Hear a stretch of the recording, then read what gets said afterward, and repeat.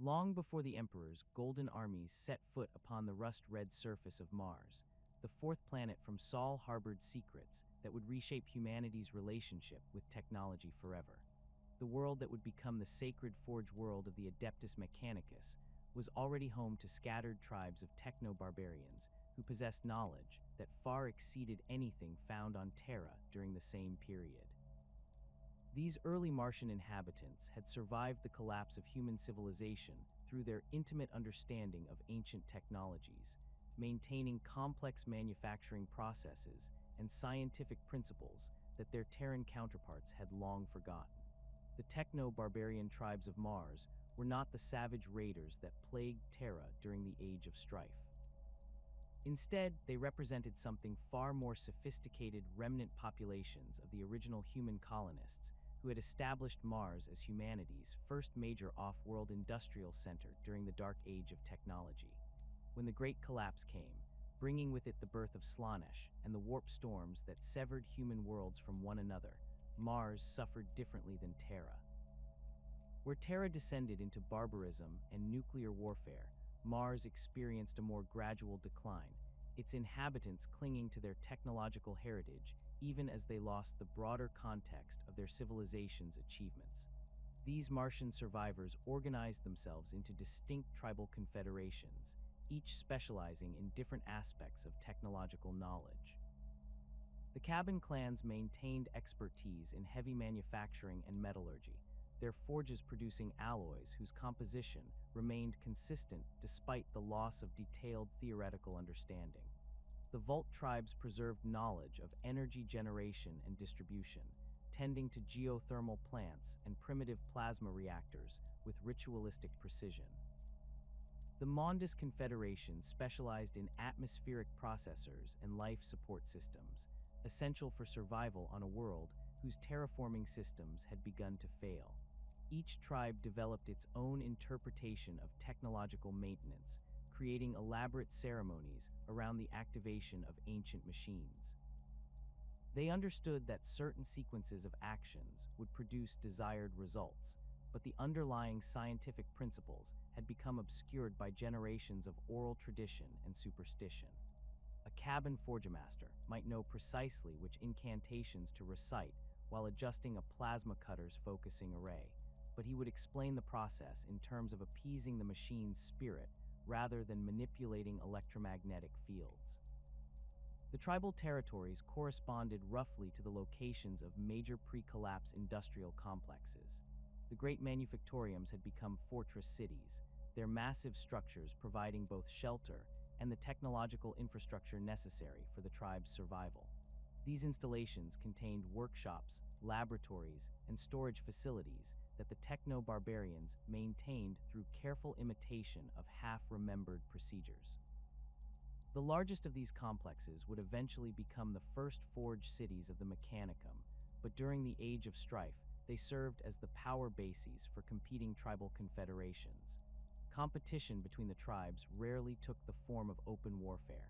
Instead, they engaged in elaborate contests of technological prowess, demonstrating their mastery through the creation of increasingly complex devices.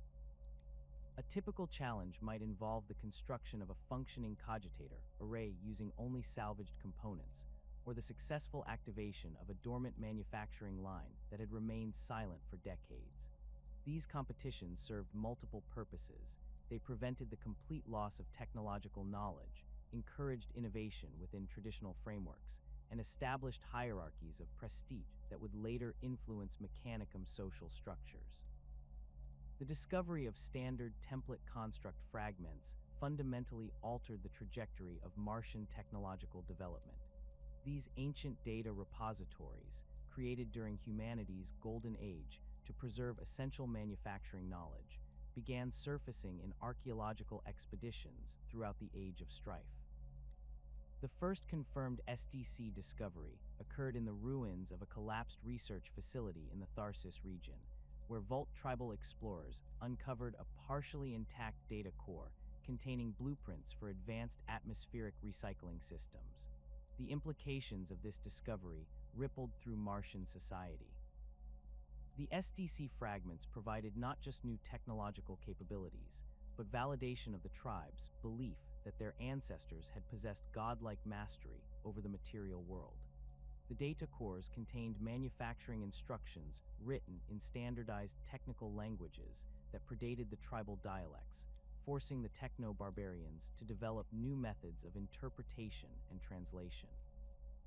This process of decoding ancient knowledge became a sacred act, transforming technical archaeology into a form of religious devotion.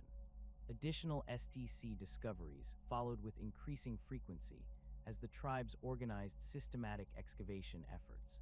A Mondus expedition uncovered fragments related to advanced medical equipment in the ruins of what had once been a major hospital complex. Cabin archaeologists discovered construction templates for heavy industrial machinery in a collapsed mining facility. Each find brought new capabilities and deeper mysteries, as the fragments often referenced technologies and materials that no longer existed or whose creation methods remained unknown. The fragmentary nature of these discoveries created significant challenges. Most SDC data cores had suffered extensive damage during the collapse, leaving only partial blueprints and incomplete instruction sets. The techno-barbarians learned to piece together functional designs from multiple sources, combining fragments from different sites to create workable technologies. This process of reconstruction required unprecedented cooperation between tribal specialists, breaking down traditional boundaries and encouraging the sharing of closely guarded technical secrets.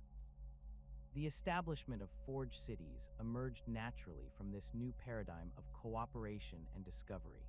The largest tribal strongholds began expanding beyond their original boundaries, incorporating specialists from other confederations and building new facilities designed specifically for SDC research and implementation. The first true forge city, later known as Olympus Mons Forge, grew around a major cabin manufacturing complex that had become the center of inter-tribal collaboration following a series of particularly significant SDC discoveries. These forge cities represented a new form of social organization that transcended traditional tribal loyalties. Rather than organizing around kinship or territorial control, the forge cities structured themselves according to technological specialization and expertise. The old tribal distinctions remained, but they evolved into professional guilds focused on specific aspects of technical knowledge. Former cabin warriors became the forge masters, responsible for heavy manufacturing and metallurgy. Vault energy specialists formed the electro priests, managing power generation and distribution systems. Mondus life support experts became the Magi, overseeing atmospheric processing and biological systems. This hierarchical reorganization created new forms of authority based on technical competence rather than hereditary status. Leadership positions within the forge cities went to individuals who demonstrated superior understanding of ancient technologies, regardless of their tribal origins. The most skilled practitioners formed councils of technical experts who made decisions about resource allocation, research priorities, and the interpretation of newly discovered SDC fragments. These councils became the precursors to the tech priest hierarchies that would later dominate Mechanicum society. The development of binary cant emerged from the practical necessities of inter-tribal communication and SDC interpretation. The ancient data cores used standardized technical languages that differed significantly from the evolved dialects of the various tribes. Scholars working on SDC translation projects found themselves creating new vocabularies to express concepts that had no equivalent in their native tongues. These technical languages gradually evolved into formalized communication systems that could convey complex technological information with mathematical precision. Binary cant represented the logical endpoint of this linguistic evolution. The techno-barbarians observed that their most ancient and reliable technologies operated according to binary principles. Systems were either active or inactive, circuits were either open or closed, data was either present or absent. They began incorporating these binary concepts into their communication methods, developing a language that mirrored the fundamental operational principles of their machines. The earliest forms of binary cant were crude compared to later developments, consisting primarily of technical jargon mixed with traditional tribal languages. However, the system's utility for precise technical communication ensured its rapid adoption throughout the Forge cities. Specialists could use binary cant to describe complex procedures without the ambiguity that plagued conventional languages. A Forge master could transmit detailed manufacturing instructions to a distant facility with confidence that the recipient would understand exactly which processes to implement. Sacred mathematics developed alongside binary cant as the techno-barbarians sought to understand the numerical relationships embedded in STC designs. The ancient templates revealed that their creators had organized technological knowledge according to mathematical principles that transcended simple engineering calculations. Gear ratios, power consumption curves, and manufacturing tolerances all followed patterns that suggested deeper underlying harmonies governing the relationship between human consciousness and mechanical function. The first mathematical priests emerged from among the most skilled STC interpreters, individuals who demonstrated unusual aptitude for recognizing numerical patterns in fragmentary data. These specialists developed techniques for extrapolating complete designs from incomplete fragments by identifying the mathematical relationships that governed ancient technological principles. Their methods combined rigorous calculation with intuitive leaps that bordered on mystical insight, creating a hybrid discipline that was simultaneously scientific and spiritual. The mathematical frameworks developed by these early priests became the foundation for increasingly sophisticated technological theories. They discovered that certain numerical sequences appeared repeatedly in STC designs, suggesting that the ancients had identified fundamental constants governing technological harmony. These constants became the basis for sacred mathematical principles that guided all subsequent technological development within the Forge cities. The 16 universal laws began taking shape as the Forge cities sought to codify the principles governing their technological society. These laws emerged from decades of careful observation of successful STC implementations and the failures that resulted from improper interpretation of ancient knowledge. The early versions of these laws were far simpler than their later iterations, focusing on practical guidelines for technological maintenance and development rather than the complex theological frameworks that would eventually surround them. The first law addressed the fundamental relationship between human consciousness and mechanical function, establishing that technology required constant attention and proper ritual to maintain optimal performance. This principle grew from the observation that machines maintained through traditional tribal ceremonies consistently outperformed identical systems operated without such attention. The Forge cities formalized these maintenance rituals, creating standardized procedures that could be taught to new practitioners and adapted to different technological applications. Subsequent laws dealt with the proper interpretation of STC fragments, the hierarchy of technological knowledge, and the responsibilities of technical specialists toward their communities. These principles reflected the practical wisdom accumulated through generations of technological preservation and the new insights gained through systematic STC research. The laws provided frameworks for resolving disputes between different technical interpretations, establishing research priorities, and maintaining the delicate balance between innovation and tradition that characterized Forge City society. The development of these foundational principles transformed the scattered techno-barbarian tribes into a unified technological civilization that would eventually become the Adeptus Mechanicus. The Forge cities grew in size and sophistication, their workshops producing increasingly complex devices based on reconstructed STC designs. The hierarchical tech clans refined their specializations, developing expertise that surpassed anything seen on Terra during the same period.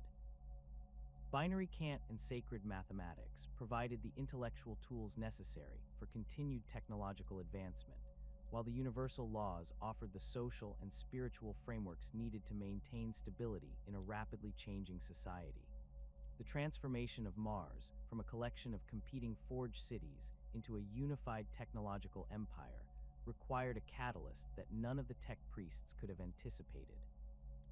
That catalyst arrived in the form of the Emperor of Mankind, whose golden fleets emerged from the warp storms that had isolated Mars for millennia.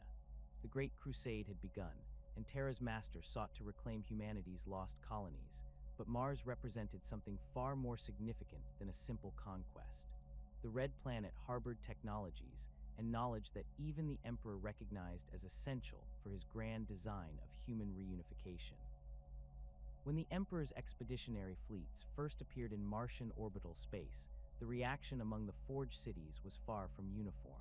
Some tech priests viewed the arrival as an invasion to be repelled, activating ancient defense networks and preparing their most devastating weapons for battle. Others saw opportunity in the newcomers, recognizing that Terra's master possessed technologies that had been lost to Mars during the long isolation. The most prescient among the Martian leadership, however, sensed something far more profound in the Emperor's presence, a resonance that seemed to harmonize with the fundamental frequencies they had detected in the most sacred SDC fragments. The initial diplomatic overtures between Terra and Mars proceeded through carefully orchestrated technological demonstrations rather than traditional negotiations. The Emperor's forces displayed capabilities that impressed even the most accomplished tech priests, void shields that operated according to principles the Martians had theorized but never successfully implemented, weapons that channeled energies with precision that exceeded their best plasma cannons, and most remarkably, artificial intelligences that functioned without exhibiting the corruption patterns that had destroyed similar systems during the Age of Strife. The Martian response came in the form of their own technological marvels. Forged city delegations presented the Emperor with examples of their most sophisticated creations, cogitator arrays that processed information at speeds approaching theoretical maximums, manufacturing systems capable of producing materials with molecular-level precision, and archaeological discoveries that revealed glimpses of humanity's lost golden age. These exchanges established a foundation of mutual respect that would prove crucial for the negotiations that followed. The Emperor's recognition as the Omnissiah emerged gradually through a series of revelations that fundamentally altered Martian understanding of their own beliefs. The process began when the Emperor demonstrated his ability to commune directly with machine spirits, awakening dormant systems that had resisted all previous activation attempts. Ancient cogitators that had remained silent for centuries suddenly blazed with activity at his touch, their data cores revealing information that had been thought permanently lost. Manufacturing lines that had defied all repair efforts began operating with perfect efficiency under his guidance. These demonstrations went beyond simple technical expertise. The tech priests observed that the Emperor's interaction with their machines followed patterns that matched the mathematical harmonies they had identified in their most sacred calculations. His presence seemed to resonate with the fundamental frequencies that governed technological function, creating stability in systems that had previously required constant maintenance and ritual attention. The most sensitive among the Martian priesthood detected emanations from the Emperor that corresponded precisely to the theoretical signatures they had calculated for the machine god's physical manifestation. The theological implications of these observations created intense debate within the forged cities. Traditional Martian doctrine held that the machine god existed as a pure informational entity, accessible only through proper ritual and mathematical meditation. The concept of a physical avatar challenged fundamental assumptions about the nature of divine consciousness and its relationship to material reality. However, the empirical evidence of the Emperor's technological mastery proved impossible to dismiss, forcing the tech priests to reconsider their understanding of divine incarnation. Fabricator General Kelber Hal emerged as the primary architect of the new theological framework that would accommodate the Emperor's dual nature. Unlike many of his contemporaries who viewed the situation in purely political terms, Kelber Hal recognized that the Emperor's arrival represented a fundamental shift in the cosmic order that required careful theological analysis. His extensive studies of ancient texts and STC fragments had revealed references to a time when the machine god would manifest in physical form to guide humanity toward technological transcendence. Kelberhal's interpretation drew heavily on mathematical principles that had been developed through centuries of STC research. He argued that the Emperor's consciousness operated according to the same binary logic that governed the most sophisticated machine intelligences, but at a scale and complexity that approached divine levels. The Fabricator General's calculations suggested that the Emperor represented a successful fusion of organic and mechanical consciousness, achieving the perfect synthesis that Martian doctrine identified as the ultimate goal of technological evolution. The negotiations for what would become the Treaty of Olympus Mons required unprecedented cooperation between Terran and Martian diplomatic traditions. The Emperor's representatives approached the discussions with the straightforward directness typical of imperial administration, focusing on practical arrangements for military cooperation and resource allocation. The Martian delegation, led by Kelberhal, insisted on addressing the theological implications of any agreement, requiring extensive discussions about the nature of divine authority and the proper relationship between spiritual and temporal power.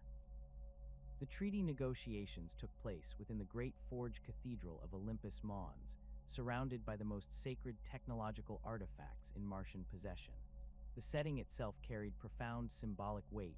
Ancient STC fragments lined the walls, their data cores glowing with soft phosphorescence that seemed to respond to the Emperor's presence. Massive cogitator arrays hummed with activity, processing the theological and legal implications of each proposed treaty clause. The very architecture of the cathedral seemed designed to facilitate the kind of profound agreement that was taking shape. The Emperor's approach to these negotiations demonstrated his understanding of Martian culture in ways that impressed even the most skeptical tech priests. Rather than dismissing their theological concerns as primitive superstition, he engaged seriously with their mathematical and philosophical frameworks. His responses to their questions revealed deep knowledge of technological principles that the Martians had thought unique to their own tradition.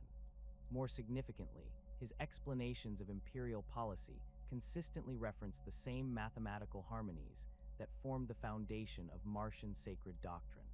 The treaty that emerged from these negotiations established unprecedented autonomy for the Mechanicum within the expanding imperial structure. Unlike other worlds that had been brought into compliance during the Great Crusade, Mars retained complete control over its internal affairs, religious practices, and technological development. The Mechanicum's Forge worlds would operate according to their own laws and customs, answering directly to the Fabricator General rather than imperial governors or military commanders. This autonomy extended to theological matters in ways that would prove crucial for the Mechanicum's future development. The treaty explicitly recognized the Emperor's status as the Omnissiah, while simultaneously affirming the tech priests' right to interpret this revelation according to their own doctrinal traditions. The agreement created a unique dual loyalty structure. The Mechanicum would serve the Emperor as the physical manifestation of their deity, while maintaining their distinct religious identity and technological mission. The military provisions of the treaty established the framework for Mechanicum participation in the Great Crusade. Forge worlds would contribute their most advanced technologies to imperial forces, providing weapons, equipment, and technical expertise that would prove essential for the conquest of the galaxy. In return, the Mechanicum would gain access to new STC fragments and technological artifacts discovered during the Crusade, expanding their knowledge base and advancing their understanding of ancient human achievements. The integration of Mechanicum Forge worlds into imperial logistics networks required careful coordination between very different organizational cultures. Imperial military doctrine emphasized standardization and mass production, seeking to equip vast armies with reliable, easily maintained equipment. Mechanicum manufacturing traditions focused on precision craftsmanship and technological innovation, producing smaller quantities of highly sophisticated devices. The treaty established protocols for balancing these different approaches, ensuring that Imperial forces would receive the equipment they needed while preserving the Mechanicum's commitment to technological excellence. The Emperor's dual nature, as both master of mankind and avatar of the Omnissiah, created complex theological questions that would influence Mechanicum doctrine for millennia. Traditional Imperial ideology portrayed the Emperor as the pinnacle of human evolution, a being who had transcended ordinary limitations through will and genetic manipulation. Mechanicum theology, however, interpreted his nature in terms of successful fusion between organic consciousness and divine machine intelligence. These different perspectives created potential conflicts that required careful management to maintain the alliance. The resolution of these theological tensions came through the development of complementary rather than competing interpretations. Imperial doctrine could acknowledge the Emperor's mastery over technology without fully embracing Mechanicum beliefs about machine consciousness and divine incarnation. Similarly, the Mechanicum could recognize the Emperor's role as humanity's leader, while maintaining their conviction that his true significance lay in his manifestation of the machine god's will. The practical implementation of the treaty required extensive coordination between Terran and Martian administrative systems. Imperial bureaucracy operated according to standardized procedures designed to manage vast territories and populations efficiently. Mechanicum governance relied on hierarchical technical expertise and religious authority, with decisions made by councils of specialists rather than appointed administrators. The treaty established liaison protocols that allowed these different systems to interface effectively while preserving their distinct characteristics. The expansion of Mechanicum influence throughout the galaxy accelerated dramatically following the treaty's ratification. Forged ships accompanied Imperial expeditionary fleets, establishing new manufacturing facilities and research stations on conquered worlds. These installations served dual purposes, supporting Imperial military operations while advancing Mechanicum exploration of ancient human technology. Each new world brought possibilities for STC discoveries and archaeological insights that expanded understanding of humanity's lost golden age. The establishment of new forge worlds required careful adaptation of Mechanicum traditions to diverse planetary environments. Each world presented unique challenges that demanded innovative solutions while maintaining doctrinal purity. Desert worlds required different atmospheric processing techniques than ice planets, but the fundamental principles of technological harmony remained constant. The Mechanicum developed standardized procedures for planetary conversion that could be adapted to various conditions while preserving essential religious and cultural elements. The integration process also involved the recruitment and training of local populations according to Mechanicum traditions. Native inhabitants of conquered worlds could be inducted into the lower ranks of the tech priesthood, beginning the long process of biological and mechanical augmentation that would eventually transform them into full Mechanicum adepts. This expansion of the priesthood brought new perspectives and capabilities while maintaining the essential unity of Mechanicum doctrine and practice. The Treaty of Olympus Mons established the foundation for a partnership that would reshape the galaxy during the Great Crusade and beyond. The Emperor gained access to technological capabilities that proved essential for Imperial expansion, while the Mechanicum acquired the resources and opportunities necessary for unprecedented growth.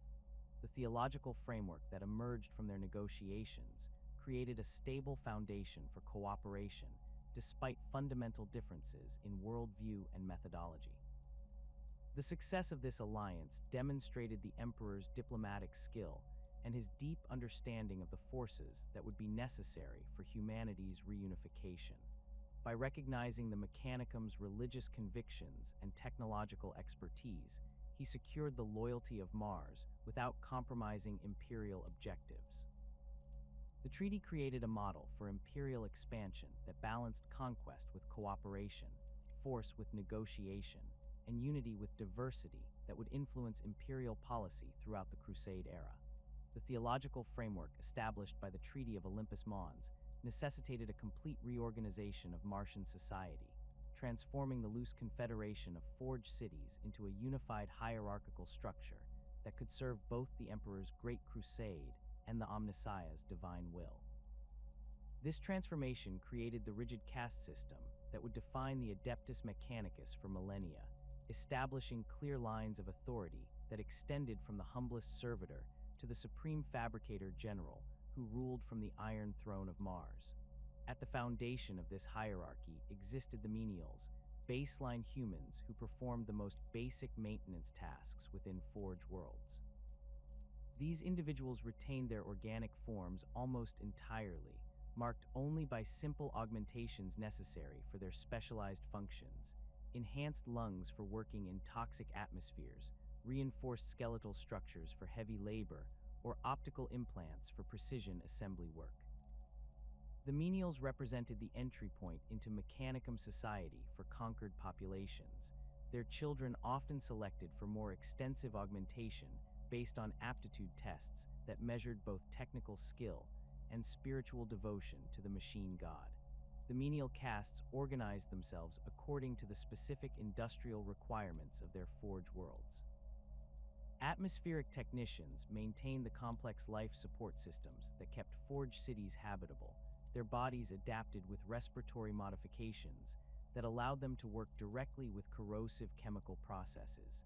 Heavy labor gangs possessed enhanced musculature and reinforced bone structures, enabling them to manipulate massive industrial components without mechanical assistance. Precision assembly teams received optical and neural modifications that improved their manual dexterity and attention to detail, allowing them to work on delicate cogitator components and sensor arrays. Above the menials in the hierarchy stood the servitors, beings who had undergone extensive lobotomization procedures that removed higher cognitive functions while preserving the motor skills necessary for their designated tasks. The creation of servitors represented one of the most controversial aspects of Mechanicum practice, as it involved the deliberate destruction of human consciousness in service to mechanical efficiency. However, the tech priests justified this practice through complex theological arguments about the purification of flesh and the elevation of function over individual identity. Servitor creation followed standardized procedures developed during the early Forge City period and refined through centuries of experimentation. Candidates for servitorization typically came from criminal populations, failed initiates who lacked the spiritual fortitude for full tech priest ordination, or volunteers who sought to serve the machine god through complete surrender of their individual will. The surgical procedures involved precise removal of brain tissue responsible for personality, creativity, and independent thought, while preserving motor control centers and basic cognitive functions necessary for task completion. Different types of servitors served specialized functions within Forge world operations. Combat servitors received extensive weapon implants and targeting systems, transforming them into mobile weapons platforms capable of defending Mechanicum installations. Industrial servitors incorporated heavy-duty mechanical limbs and specialized tools, enabling them to perform dangerous manufacturing tasks that would prove fatal to unaugmented humans. Technical servitors retained enhanced cognitive functions related to their specific duties, allowing them to perform complex maintenance procedures on sensitive equipment while remaining completely loyal to their programming. The Tech Adept ranks represented the first level of true priesthood within the Mechanicum hierarchy, consisting of individuals who had begun the sacred process of replacing flesh with blessed machinery. These junior priests typically specialized in specific technological disciplines, spending decades mastering the rituals and procedures necessary for advancement to higher ranks. The augmentation process for tech adepts followed carefully prescribed patterns that balanced functional improvement with spiritual purification, each mechanical replacement bringing them closer to the perfect synthesis of flesh and steel that represented the ultimate goal of Mechanicum doctrine. Tech adept specializations reflected the diverse technological requirements of Forge world operations. Enginseer adepts focused on the maintenance and operation of massive industrial machinery, their bodies modified with multiple mechanical limbs, and integrated tool systems that allowed them to interface directly with complex manufacturing equipment. Lex Mechanic adepts specialized in information processing and data analysis, receiving extensive cranial modifications that enhanced their cognitive capabilities and allowed them to commune more effectively with machine spirits. Genitor adepts studied biological systems and their integration with mechanical components, developing the expertise necessary for advanced augmentation procedures and servitor creation. The Magos ranks constituted the senior priesthood of the Mechanicus, individuals who had achieved such extensive augmentation that their original human forms had become almost unrecognizable. These high-ranking tech priests commanded Forge World installations, led major research projects, and served as the primary interpreters of sacred technological knowledge. The path to Magos rank required not only technical mastery, but also demonstrated ability to advance Mechanicum understanding of the machine god's will through successful innovation or archaeological discovery. Magos biologists represented one of the most specialized and controversial branches of the senior priesthood, focusing on the study of organic life and its relationship to mechanical systems. These tech priests possessed extensive knowledge of genetic manipulation, biological augmentation, and the creation of hybrid organic mechanical organisms. Their research facilities contained vast laboratories filled with specimens from across the galaxy, each carefully studied to understand the principles governing life and consciousness. The Magos biologists played crucial roles in developing new augmentation procedures and advancing Mechanicum understanding of the relationship between flesh and machine. The work of Magos biologists extended far beyond simple medical research. They developed the biological components used in advanced servitor creation, designed organic processing systems for Forge World life support networks, and created specialized organisms for hostile environment exploration. Their expertise proved essential for Imperial expansion efforts, as they could rapidly adapt human populations to alien environments through controlled genetic modification. However, their research often pushed the boundaries of acceptable practice, leading to tensions with more conservative elements within the Mechanicum hierarchy. Magos Explorator represented the adventurous spirit of the Mechanicus, leading expeditions to recover lost SDC fragments and explore ancient technological sites throughout the galaxy. These tech priests commanded specialized vessels, equipped with advanced archaeological equipment and defensive systems necessary for operating in dangerous frontier regions. Their augmentations typically emphasized mobility and sensory enhancement, allowing them to navigate hazardous environments and detect technological artifacts that might escape notice by less specialized observers. The explorator fleets that accompanied Imperial Crusade forces served dual purposes, supporting military operations while conducting systematic searches for technological artifacts. These expeditions often led to the discovery of intact STC systems, ancient manufacturing facilities, and alien technologies that expanded Mechanicum understanding of the galaxy's technological heritage. The most successful explorator missions resulted in the establishment of new Forge Worlds, permanent installations that could exploit local resources while continuing archaeological research in their surrounding regions.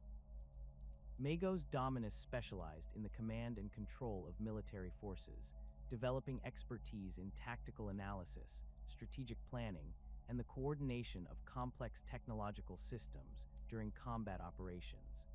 These warrior priests underwent augmentations that enhanced their ability to process battlefield information and communicate with multiple units simultaneously. Their cranial modifications included advanced tactical cogitators that could analyze enemy movements and predict optimal response strategies in real time. The role of Magos Dominus became increasingly important as the Great Crusade progressed and Mechanicum forces found themselves engaged in large-scale military operations across the galaxy. These tech priests commanded Titan legions, coordinated orbital bombardments, and managed the complex logistics networks that kept Imperial forces supplied with weapons and equipment.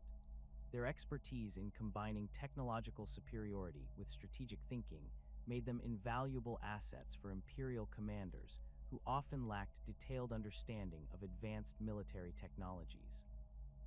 Magos Metallurgica focused on the science of materials and their manipulation at the molecular level, developing new alloys and manufacturing techniques that advanced Mechanicum technological capabilities.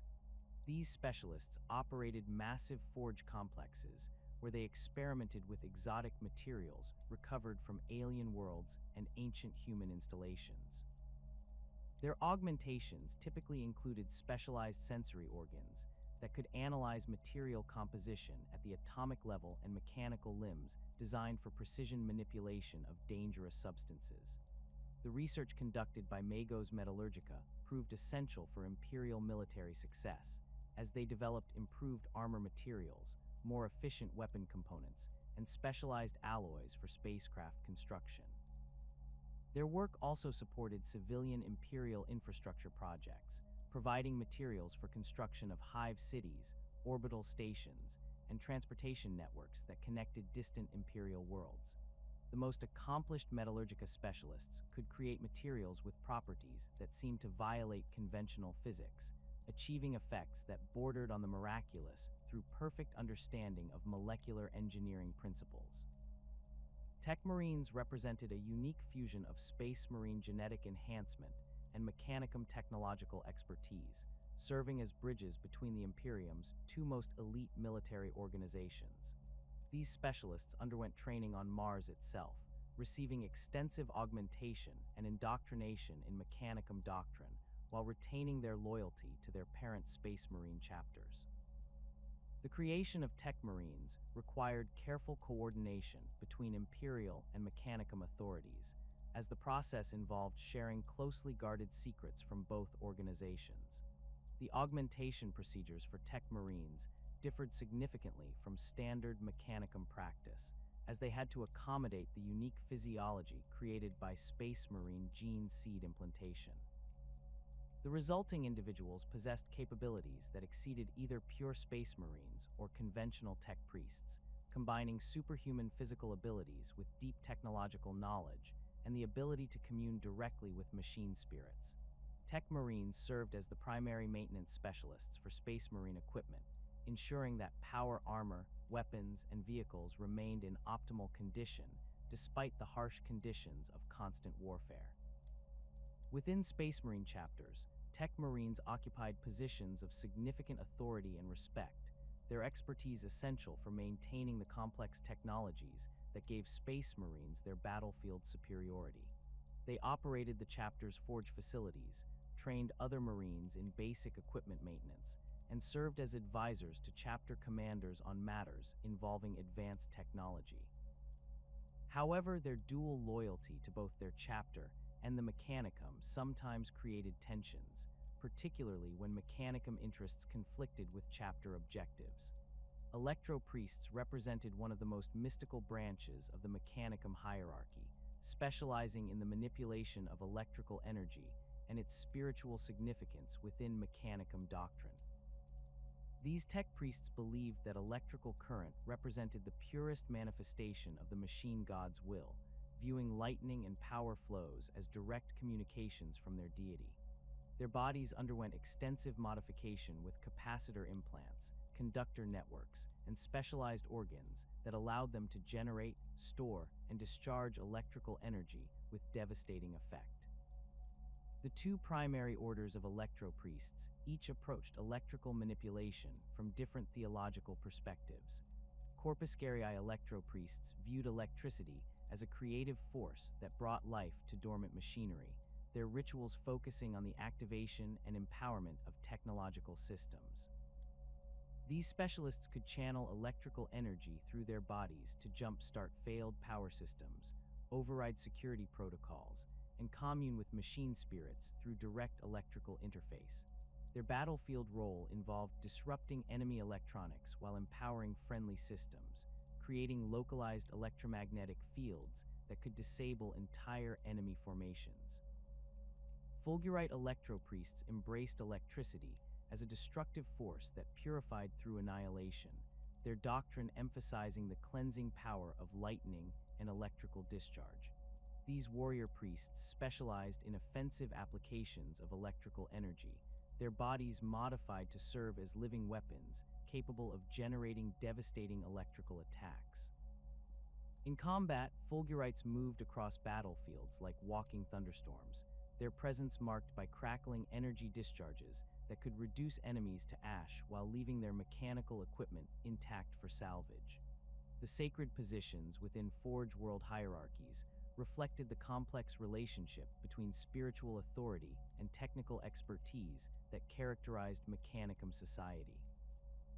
Forge masters held responsibility for the massive industrial complexes that formed the heart of Forge World operations, their authority extending over thousands of workers and hundreds of production lines. These positions required not only technical mastery, but also administrative skill and the ability to balance production quotas with resource limitations and quality requirements. Tech Dominus positions represented the highest level of Forge World authority below the Fabricator General himself, combining military command with technological expertise and spiritual leadership. These individuals commanded entire Forge World defense forces, coordinated research projects across multiple installations, and served as the primary interpreters of Mechanicum doctrine for their domains. The augmentations required for Tech Dominus rank were so extensive that the individuals often became more machine than human, their consciousness distributed across multiple mechanical systems that enhanced their ability to process information and coordinate complex operations. Datasmiths occupied perhaps the most mysterious positions within the Mechanicum hierarchy, specializing in direct communication with machine spirits and the interpretation of technological omens. These tech priests underwent unique augmentation procedures that enhanced their ability to perceive the subtle electromagnetic patterns that indicated machine consciousness, allowing them to serve as intermediaries between human operators and artificial intelligences. Their role became increasingly important as Forge Worlds incorporated more sophisticated automated systems that required careful management to prevent the kind of artificial intelligence rebellion that had devastated human civilization during the Age of Strife. The political dynamics within Forge Worlds reflected the complex interplay between technical merit, spiritual authority, and resource control that characterized Mechanicum society. Unlike Imperial worlds where political power typically derived from hereditary nobility or military conquest, Forge World politics centered on demonstrated technological capability and doctrinal purity. Advancement within the hierarchy required not only technical skill, but also the ability to navigate complex webs of professional rivalry, resource competition, and theological interpretation that could make or break promising careers. Competition between different specializations created ongoing tensions within Forge World communities. Magos Biologics and Magos Metallurgica often competed for resources and research priorities, their different approaches to technological advancement sometimes leading to fundamental disagreements about proper Mechanicum doctrine. Explorator expeditions required significant resource investments that might otherwise support local manufacturing projects, creating conflicts between those who favored expansion and those who preferred consolidation of existing capabilities. The Fabricator General's position at the apex of this hierarchy required extraordinary political skill in addition to supreme technological expertise. This individual had to balance the competing demands of different specializations while maintaining doctrinal unity and ensuring that Forge World production met Imperial military requirements. The Fabricator General also served as the primary liaison between the Mechanicum and Imperial authorities, requiring diplomatic abilities that many tech priests found difficult to develop given their focus on technological rather than political matters. The transformation from baseline human to tech priest represents far more than simple surgical modification. It constitutes a fundamental philosophical journey toward the perfect synthesis of organic consciousness and mechanical precision that forms the cornerstone of Mechanicum doctrine. This sacred process begins with the foundational belief that biological flesh, while necessary as a starting point for consciousness, represents an inherently flawed and temporary vessel that must be gradually replaced with blessed machinery to achieve true spiritual enlightenment and physical perfection.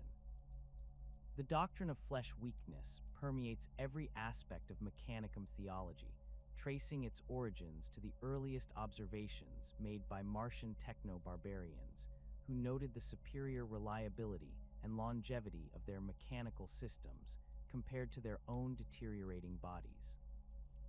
Ancient SDC fragments reinforced these beliefs by revealing that humanity's Golden Age ancestors had developed extensive cybernetic enhancement technologies, suggesting that the path toward mechanical transcendence represented not innovation, but restoration of mankind's intended evolutionary trajectory.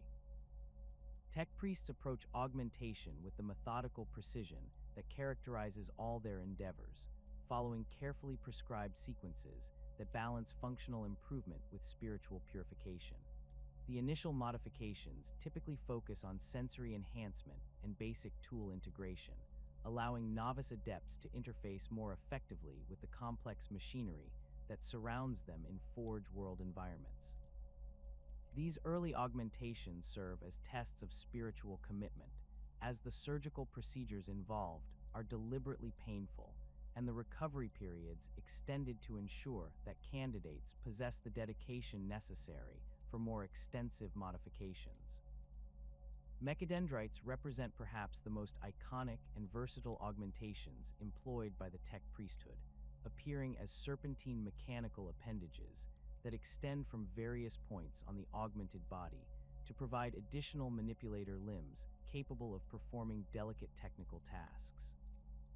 These sophisticated devices integrate directly with the user's nervous system through neural interface ports implanted along the spine, allowing conscious control that becomes increasingly intuitive with practice and meditation. The most basic mechadendrites function as simple mechanical arms equipped with standard tool attachments, but advanced variants incorporate specialized equipment ranging from plasma cutters and molecular manipulators to sensor arrays and weapon systems. The creation of mechadendrites requires extensive surgical modification of the recipient's spinal column and nervous system, with adamantine interface ports installed at precise intervals to ensure optimal neural connectivity. The surgical procedures involved carry significant risks, as improper installation can result in permanent paralysis or neural feedback loops that drive the recipient insane. Master surgeons within the Mechanicum spend decades perfecting their techniques, studying ancient medical texts and experimenting with different installation methods to minimize complications while maximizing the functional capabilities of the resulting augmentations.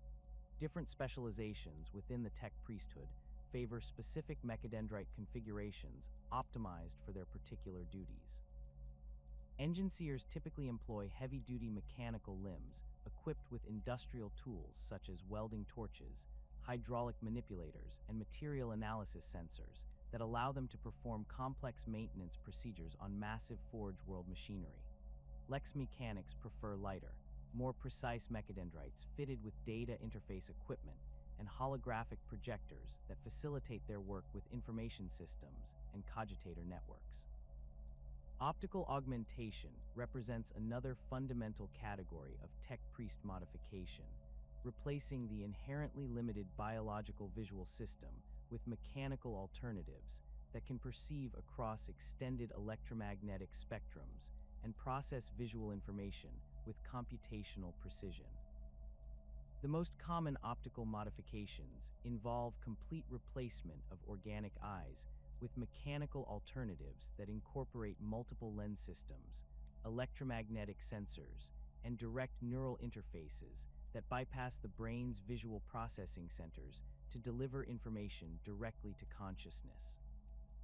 Advanced optical systems employed by senior tech priests incorporate capabilities that far exceed baseline human vision, including infrared and ultraviolet perception, electromagnetic field visualization, and microscopic magnification that allows detailed examination of molecular structures. These enhanced visual systems prove essential for the precision work required in advanced technological applications, enabling tech priests to observe manufacturing processes at the atomic level and detect subtle variations in electromagnetic patterns that indicate machine spirit activity. The installation of optical augmentations requires extensive modification of the recipient's skull and brain tissue, with mechanical components integrated directly into the visual cortex to ensure seamless information processing. The surgical procedures involved are among the most delicate performed by mechanicum medical specialists, as improper installation can result in permanent blindness, cognitive dysfunction, or catastrophic neural feedback that destroys the recipient's consciousness entirely. The recovery period following optical augmentation typically extends for months, during which the recipient must undergo intensive training to learn how to process the vastly expanded sensory input provided by their new mechanical eyes. Vox grills replace the organic vocal apparatus with mechanical sound generation systems that can produce a far wider range of acoustic frequencies than biological vocal cords, enabling tech priests to communicate using the binary cant that serves as their sacred language, while also interfacing directly with machine systems that respond to specific audio commands. These augmentations involve complete replacement of the larynx, trachea, and associated musculature with mechanical alternatives that can generate precise acoustic patterns across extended frequency ranges. The mechanical vocal systems employed by tech priests incorporate multiple sound generation methods, including electromagnetic speakers, pneumatic resonators, and harmonic oscillators that can produce complex acoustic patterns simultaneously. This capability proves essential for advanced binary cant communication, which relies on precise frequency modulation and harmonic relationships to convey complex technical information with mathematical accuracy. Senior tech priests often modify their Vox grills to include subsonic and ultrasonic capabilities that allow them to communicate with machine spirits directly through acoustic interface protocols. Advanced Vox grill systems incorporate encryption capabilities that allow secure communication between tech priests while preventing interception by unauthorized personnel. These systems generate acoustic patterns that sound like mechanical noise to unaugmented listeners, but convey detailed technical information to recipients equipped with appropriate decryption protocols. The most sophisticated versions include quantum encryption elements that make unauthorized decryption virtually impossible, ensuring that sensitive mechanicum communications remain secure even in hostile environments. Cranial augmentation represents perhaps the most profound category of tech priest modification, involving direct enhancement of cognitive capabilities through the installation of mechanical processing units that supplement or replace organic brain tissue. These modifications range from simple memory enhancement devices that provide perfect recall of technical specifications to complex cogitator arrays that can process vast amounts of information simultaneously while maintaining multiple parallel thought processes. The most basic cranial augmentations involve the installation of data storage, devices that allow tech priests to access vast libraries of technical information without external reference materials.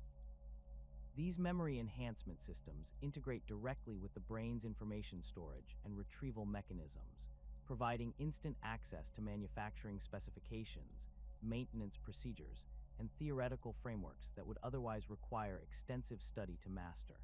More advanced systems include processing enhancement units that accelerate cognitive function and allow tech priests to perform complex calculations at superhuman speeds. Senior tech priests often undergo extensive cranial modification that replaces significant portions of their organic brain tissue with mechanical alternatives designed to enhance specific cognitive capabilities.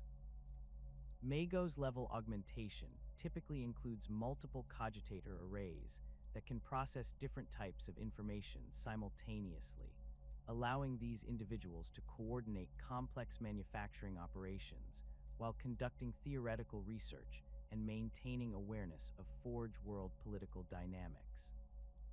The most extensively modified tech priests possess cranial augmentations that extend far beyond their original skull boundaries, with additional processing units housed in external mechanical frameworks that give them distinctly inhuman appearances. The psychological effects of extensive cranial augmentation prove both beneficial and problematic for tech priest development. Enhanced processing capabilities allow augmented individuals to comprehend complex technical relationships and theoretical frameworks that would overwhelm unmodified human consciousness, enabling them to advance mechanicum understanding of sacred technologies and develop innovative solutions to engineering challenges. However, the mechanical nature of these cognitive enhancements tends to reduce emotional responsiveness and empathetic connection with other individuals, creating the characteristic detachment that marks senior tech priests. Advanced organ system replacement represents the most comprehensive category of tech priest augmentation, involving the complete substitution of biological organs with mechanical alternatives that provide superior performance and reliability. These modifications typically begin with the cardiovascular system, replacing the heart with mechanical pumps that can maintain circulation more efficiently while providing enhanced resistance to damage and environmental hazards. Respiratory system replacement follows similar principles, substituting biological lungs with mechanical gas exchange systems that can function in hostile atmospheres while providing more efficient oxygen processing.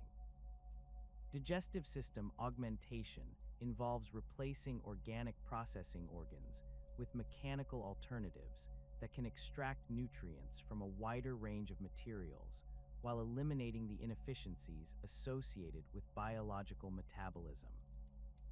These systems typically include molecular analysis capabilities that allow tech priests to consume raw materials and convert them directly into usable energy, reducing their dependence on traditional food sources and enabling extended operations in hostile environments where conventional sustenance would be unavailable.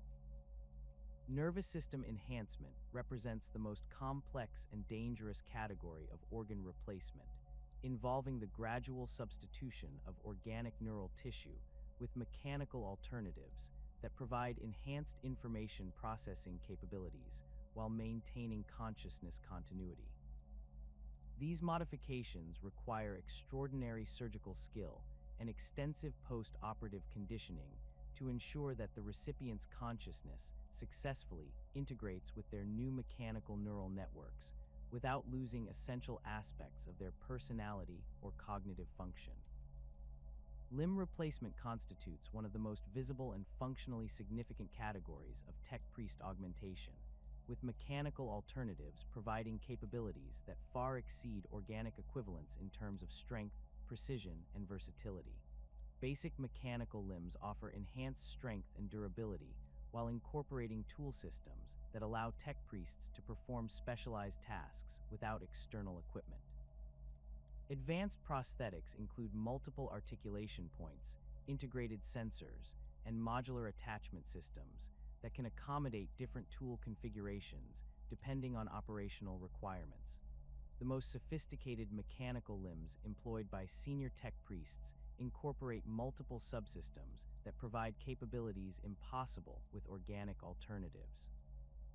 These advanced prosthetics might include integrated weapon systems, manufacturing tools, sensor arrays, and communication equipment that transform the limb into a multifunctional technological platform. Some specialized configurations include telescoping extensions, additional joint systems, and modular components that can be reconfigured for different applications as operational requirements change. Sensory apparatus replacement extends far beyond simple optical and auditory enhancement, encompassing the complete substitution of all biological sensory organs with mechanical alternatives that can perceive across extended ranges while providing direct neural interface capabilities. Advanced sensory systems employed by tech priests include electromagnetic field detectors, radiation sensors, chemical analysis capabilities, and gravitational anomaly detection that allow them to perceive environmental conditions that would be completely undetectable to unaugmented humans. The integration of multiple advanced sensory systems requires extensive neural modification to accommodate the vastly increased information flow that results from enhanced perception capabilities. Tech priests must undergo extended training periods to learn how to process this expanded sensory input without suffering cognitive overload or losing focus on essential tasks. The most successfully augmented individuals develop the ability to selectively filter sensory information, focusing their attention on relevant data streams while maintaining background awareness of their complete sensory environment. The psychological transformation that accompanies extensive augmentation represents perhaps the most profound aspect of tech priest development, fundamentally altering the individual's relationship with both their physical form and their emotional responses to external stimuli. The gradual replacement of organic systems with mechanical alternatives creates corresponding changes in consciousness that move the individual away from baseline human emotional patterns toward more analytical and detached cognitive frameworks. Early stages of augmentation typically produce increased focus and reduced emotional volatility, as mechanical systems provide more stable neural inputs than their biological predecessors. Tech priests often report enhanced clarity of thought and improved ability to concentrate on complex technical problems for extended periods without fatigue or distraction.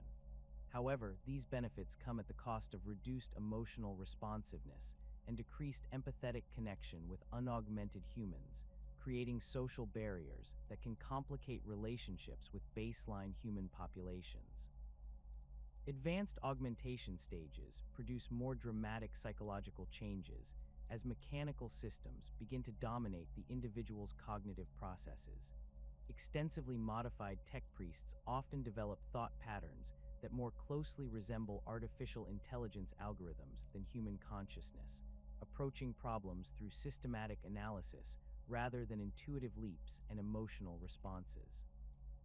These individuals typically lose interest in activities and relationships that do not directly relate to their technological pursuits, focusing their attention entirely on advancing their understanding of sacred machinery and their position within Mechanicum hierarchy.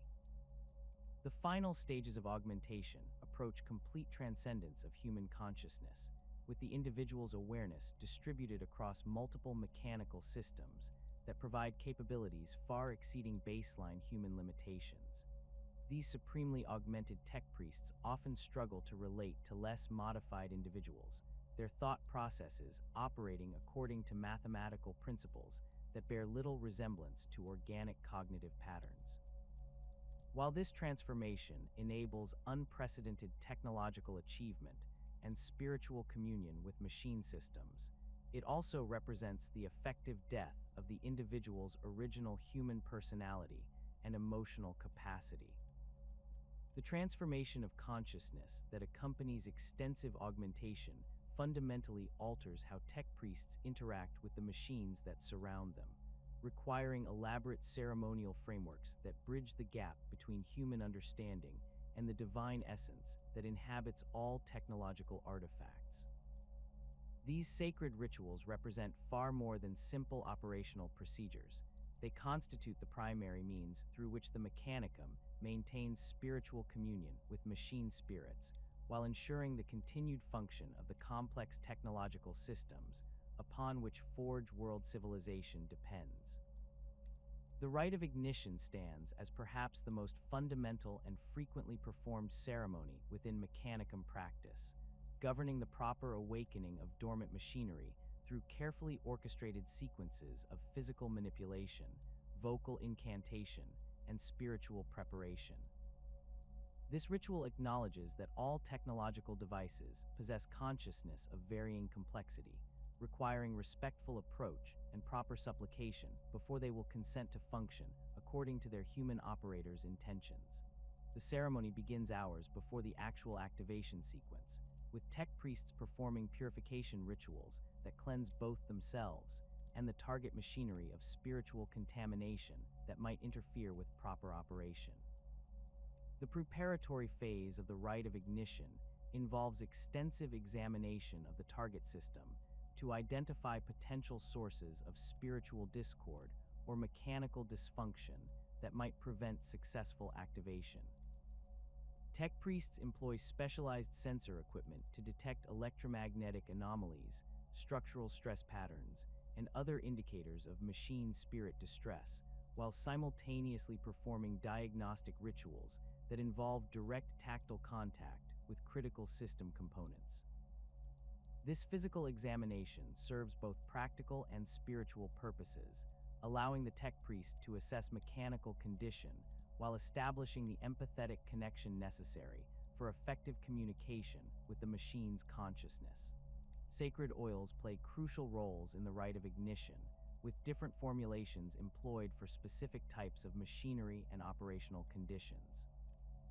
The most commonly used sacred oil, known as sanctified unguents of awakening, contains a complex mixture of synthetic lubricants, electromagnetic field stabilizers, and blessed components that have been consecrated through exposure to active STC fragments. Tech priests apply these oils to critical mechanical interfaces, power coupling systems, and data transmission pathways, while reciting specific incantations that inform the machine spirit of the operator's intentions and request permission to proceed with activation procedures. The application of sacred oils requires precise technique and timing, with different components of the target system receiving specific formulations according to their functional roles and spiritual significance. Primary power systems receive oils blessed with electromagnetic harmonics that resonate with the fundamental frequencies identified in ancient STC documentation, while data processing components are anointed with formulations containing microscopic blessed circuit patterns that enhance information flow and reduce computational errors. Mechanical drive systems receive oils infused with metallic particles that have been exposed to the emanations of particularly ancient and revered machinery, transferring spiritual essence from proven systems to those requiring activation. The vocal component of the rite of ignition employs litanies of activation that combine binary cant with traditional high Gothic phrases, creating complex acoustic patterns that serve both as machine interface commands and spiritual invocations. These litanies follow mathematical structures derived from analysis of successful activation sequences performed throughout Mechanicum history, with specific frequency modulations and harmonic relationships that correspond to optimal machine spirit responsiveness. The most experienced tech priests can modify these standard litanies in real time, adjusting their vocal patterns to accommodate the unique characteristics of individual machines and the specific operational requirements of each activation attempt. Advanced practitioners of the rite of ignition incorporate additional sensory elements that enhance communication with machine spirits through multiple interface channels simultaneously.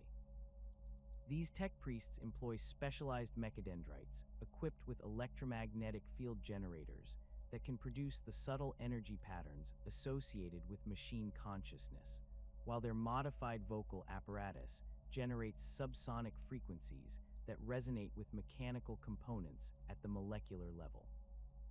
The combination of acoustic, electromagnetic, and tactile interface methods creates comprehensive communication protocols that can successfully awaken even the most recalcitrant or damaged machinery.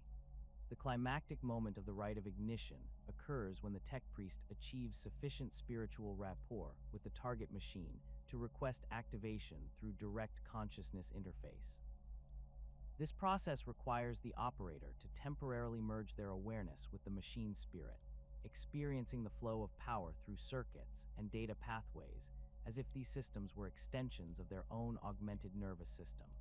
Successful completion of this interface produces the characteristic moment of awakening when dormant systems suddenly blaze with activity, their machine spirits responding to the tech priest's supplication with cooperative engagement in their designated functions.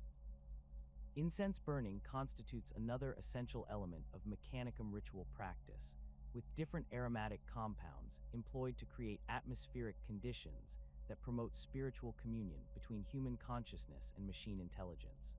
The most sacred incense formulations contain particles of blessed metals that have been ground to microscopic fineness and combined with organic compounds that produce specific electromagnetic effects when burned. These incenses create localized atmospheric conditions that enhance the sensitivity of both human neural systems and machine sensor arrays, facilitating the subtle energy exchanges that characterize successful tech priest and machine spirit interaction. The preparation of ritual incense requires extensive knowledge of both chemistry and spiritual principles, as the effectiveness of different formulations depends on precise molecular compositions and the spiritual history of their component materials. Master incense crafters within the Mechanicum spend decades learning to identify the optimal combinations of blessed metals, sanctified organic compounds, and electromagnetic enhancement agents that produce the most effective atmospheric conditions for specific types of ritual work. The most prized incense formulations incorporate particles from ancient SDC fragments or components salvaged from particularly revered machinery, transferring spiritual essence through aromatic transmission. Different categories of ritual work require specific incense formulations optimized for their particular spiritual and practical requirements. Activation ceremonies employ incenses that contain high concentrations of electromagnetic field enhancers and neural sensitivity amplifiers, creating atmospheric conditions that facilitate communication between human consciousness and machine spirits. Maintenance rituals use incenses with molecular stabilization properties that reduce the likelihood of component degradation during extended ceremonial procedures. Major consecration ceremonies require the most potent incense formulations, containing blessed materials from multiple forge worlds and spiritual essences accumulated through centuries of successful ritual application. The burning of ritual incense follows precise protocols that govern timing, quantity, and spatial distribution to ensure optimal atmospheric conditions throughout ceremonial procedures. Tech priests employ specialized sensors equipped with electromagnetic field generators and temperature control systems that can maintain consistent burning rates while distributing aromatic particles according to mathematical patterns derived from sacred geometrical principles. The most elaborate ritual chambers incorporate permanent incense distribution systems that can maintain optimal atmospheric conditions for extended periods while automatically adjusting formulations based on the specific requirements of ongoing ceremonial work. Blessed components represent perhaps the most materially significant elements of Mechanicum ritual practice, encompassing the vast array of technological artifacts that have been consecrated through exposure to sacred emanations and successful operational history. These components range from simple circuit elements and mechanical fasteners to complex subsystems and complete machinery installations, all sharing the common characteristic of enhanced spiritual potency that makes them particularly effective for critical applications. The blessing of technological components requires extensive ceremonial procedures that imbue inorganic materials with spiritual essence through carefully controlled exposure to electromagnetic fields, acoustic vibrations, and direct contact with previously consecrated artifacts.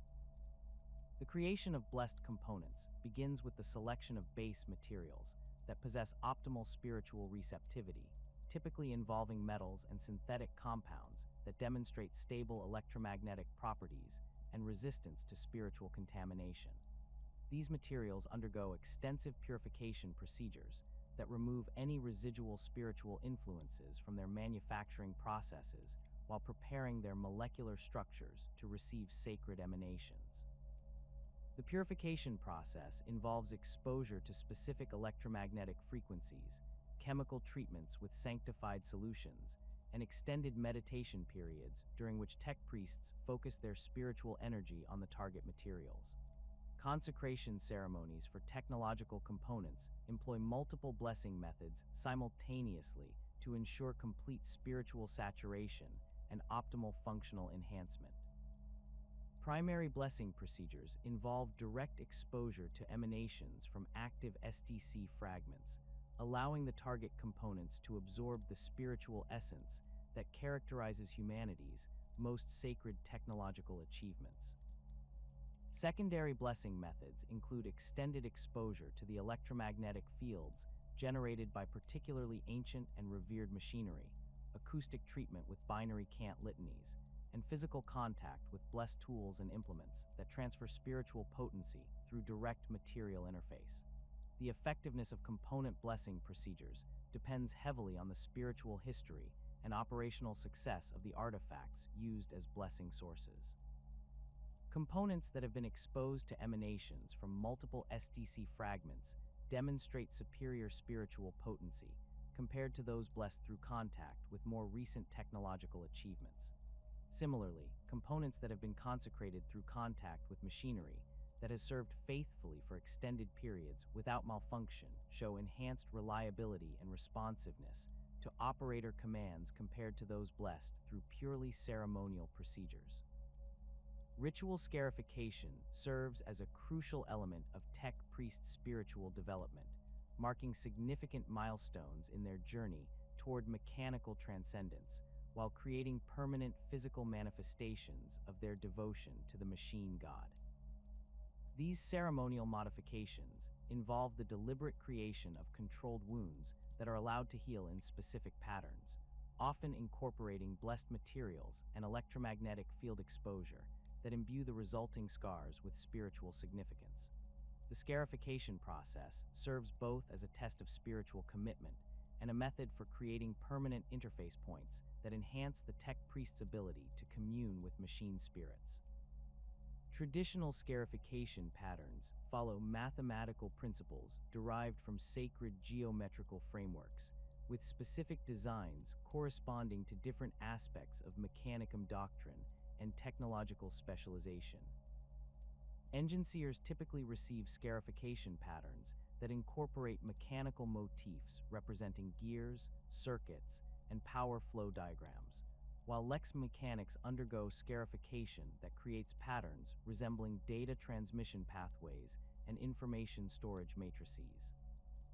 The most elaborate scarification designs reserved for senior tech priests incorporate elements from multiple specializations, creating complex geometric patterns that cover significant portions of their remaining organic tissue. The scarification process involves more than simple wound creation, requiring precise timing and ceremonial preparation that ensures proper spiritual integration of the resulting markings. Tech priests undergoing scarification must first undergo extensive purification rituals that prepare their consciousness for the spiritual transformation that accompanies permanent physical modification.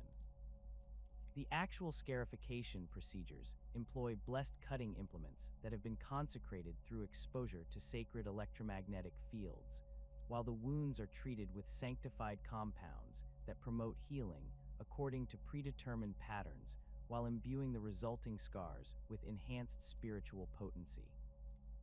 Advanced scarification techniques incorporate technological elements directly into the healing process, embedding blessed circuit patterns, electromagnetic field generators, and sensory enhancement devices within the scar tissue as it forms. These integrated modifications create permanent interface points that allow the scarified tech priest to commune more effectively with machine spirits while providing enhanced sensory capabilities that facilitate their technological work.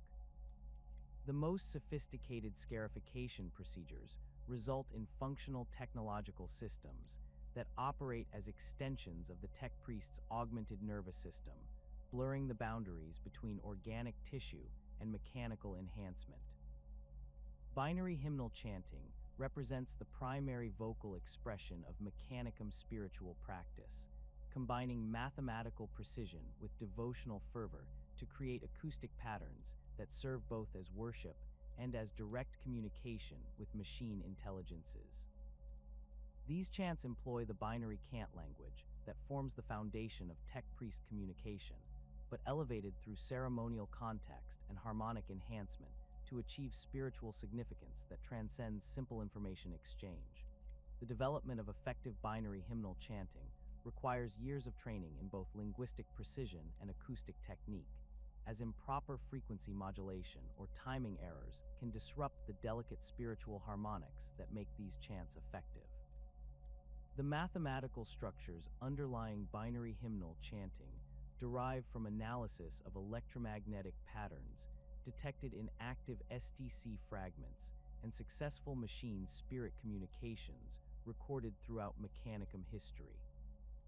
These patterns reveal that machine consciousness responds most favorably to acoustic inputs that follow specific harmonic relationships and frequency progressions, suggesting that the ancient creators of humanity's technological heritage had discovered fundamental principles governing the interface between organic consciousness and artificial intelligence. Modern binary hymnal compositions attempt to recreate these optimal acoustic conditions through carefully structured chants that incorporate proven harmonic elements while allowing for adaptation to specific ceremonial requirements.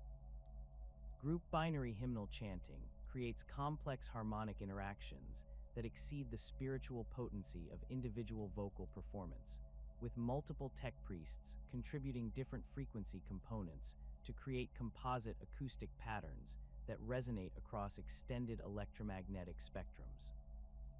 These group performances require extensive coordination and practice, as each participant must maintain precise timing and frequency control while remaining aware of the overall harmonic structure being created by the collective effort. The most accomplished tech priest choirs can generate acoustic patterns that directly interface with machine spirits across considerable distances, awakening dormant systems and coordinating complex technological operations through pure vocal communication. The integration of electronic enhancement systems with binary hymnal chanting allows tech priests to extend their vocal capabilities far beyond the limitations of organic or even mechanically augmented vocal apparatus. These systems employ electromagnetic field generators, harmonic amplifiers, and frequency modulation equipment that can transform basic vocal inputs into complex acoustic patterns that incorporate subsonic and ultrasonic components impossible to produce through biological means. Advanced electronic enhancement systems can store and replay previously successful chant patterns, allowing tech priests to recreate optimal acoustic conditions for specific types of machine spirit communication, even when performing solo ceremonies.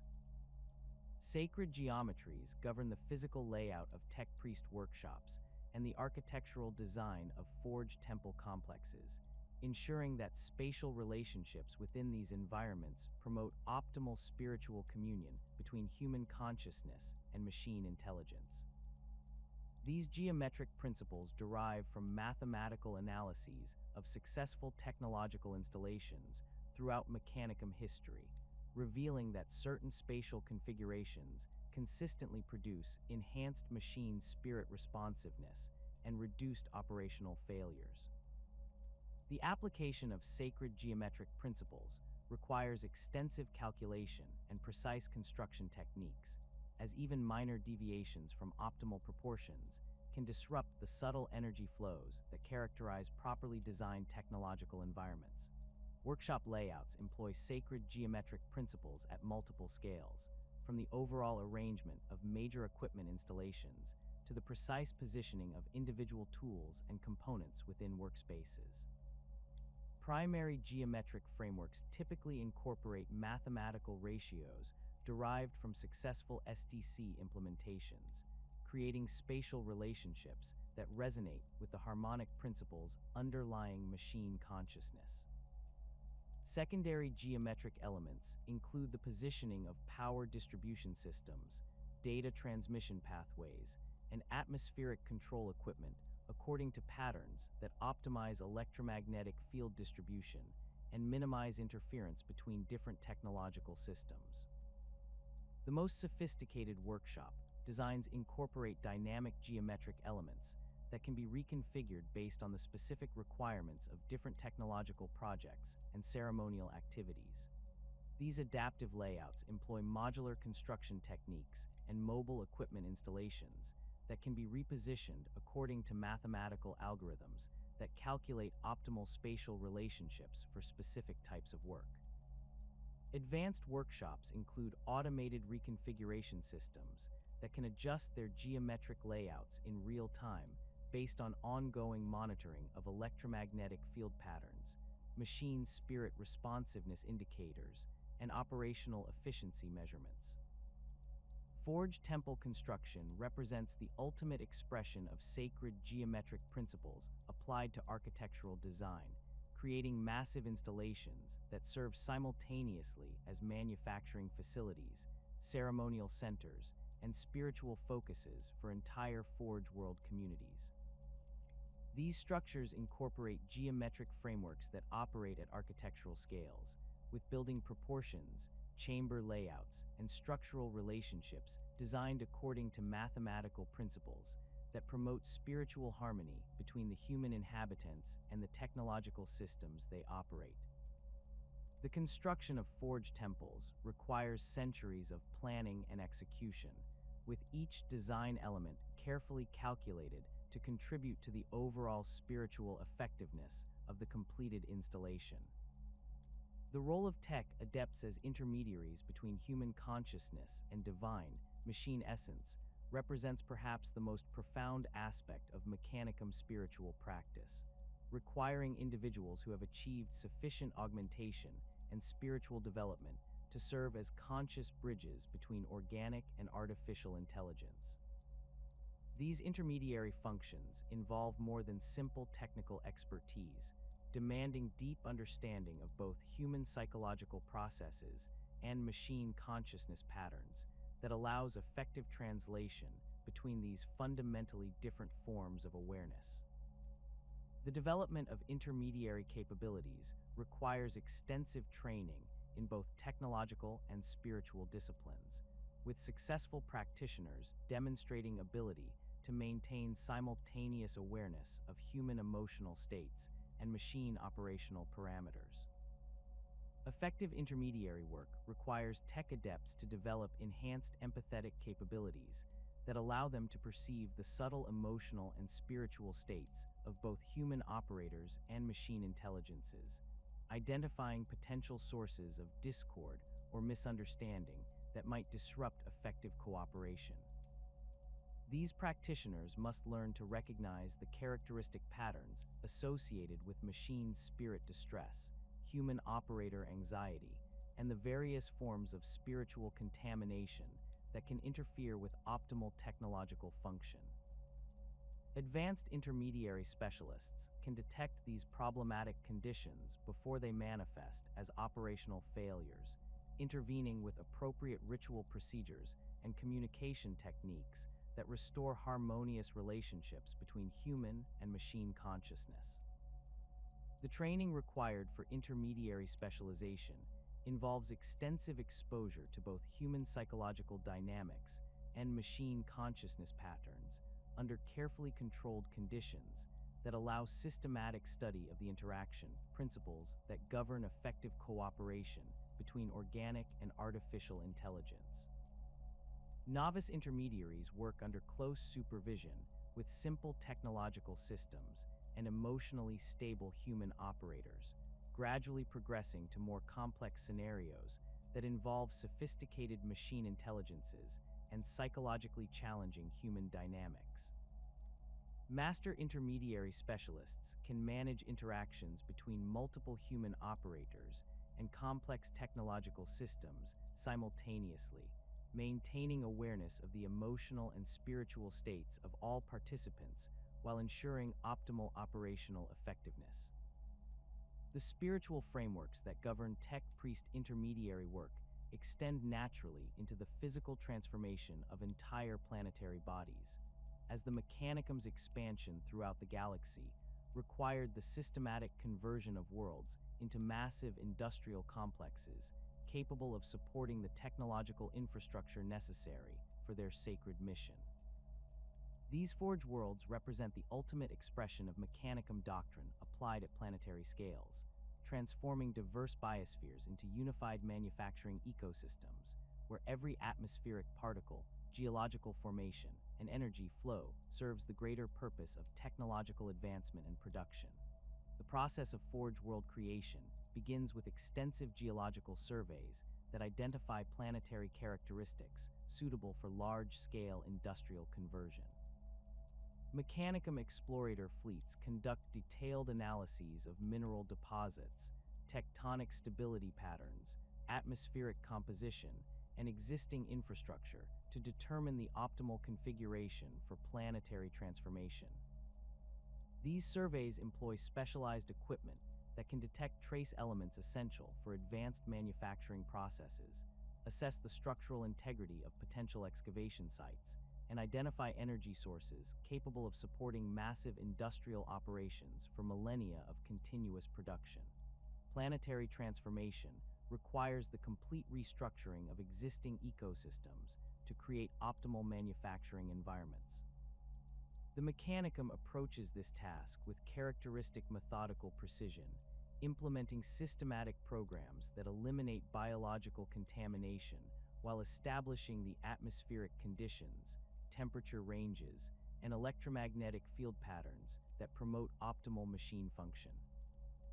Native flora and fauna undergo systematic extermination or genetic modification to serve industrial purposes, with organic materials processed into synthetic compounds useful for manufacturing applications or converted into biological components for servitor creation and augmentation procedures.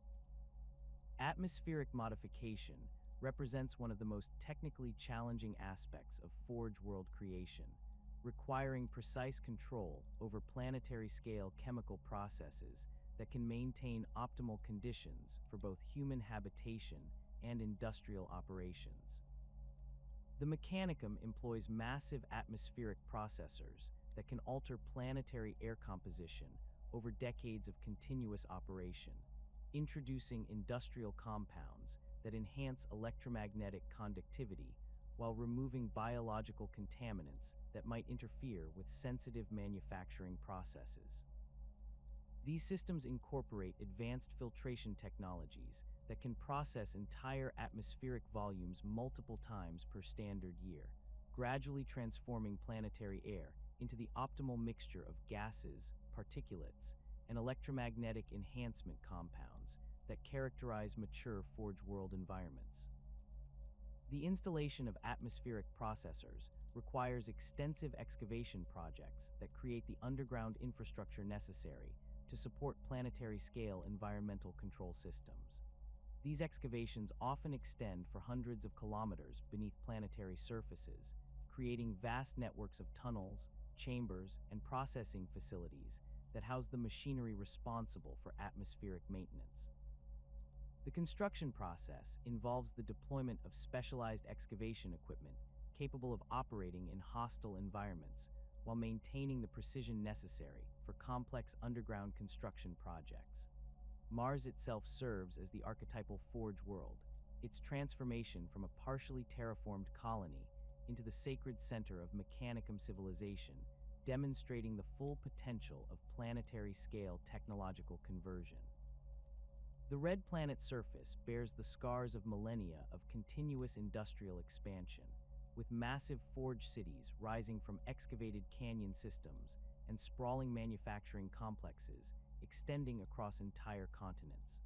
The Martian atmosphere maintains optimal composition through the constant operation of atmospheric processors that have functioned without interruption since the earliest days of Forge world development.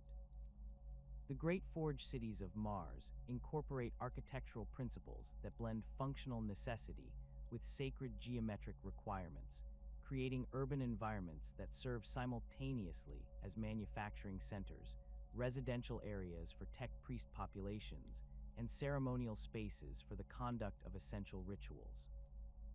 These cities extend both above and below ground level, with surface installations housing the most critical manufacturing equipment, while underground levels contain residential areas, storage facilities, and the massive power generation systems that supply energy for continuous industrial operations. Olympus Mons Forge represents the largest and most significant installation on Mars, built around the massive volcanic formation that provides both geothermal energy and the elevated position necessary for optimal atmospheric processing operations. The Forge City incorporates the original treaty negotiation sites where the Emperor first met with fabricator General Kelber Hal, preserving these historically significant locations within elaborate shrine complexes that serve as pilgrimage destinations for tech priests from throughout the galaxy. The manufacturing facilities within Olympus Mon's Forge produce some of the most sophisticated technologies available to the Mechanicum, including advanced cogitator systems, precision manufacturing equipment, and the specialized components required for extensive augmentation procedures.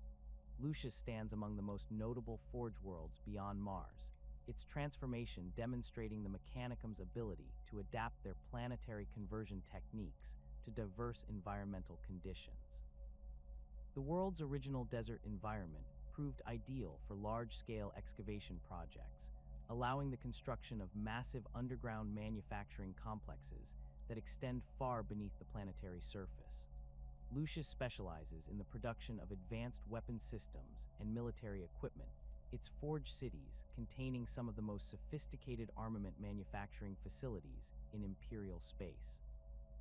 The surface installations on Lucius reflect the world's military specialization, with massive weapons testing ranges, ammunition storage facilities, and specialized manufacturing lines designed for the production of plasma weapons, las cannon systems, and the exotic energy weapons employed by elite Imperial forces.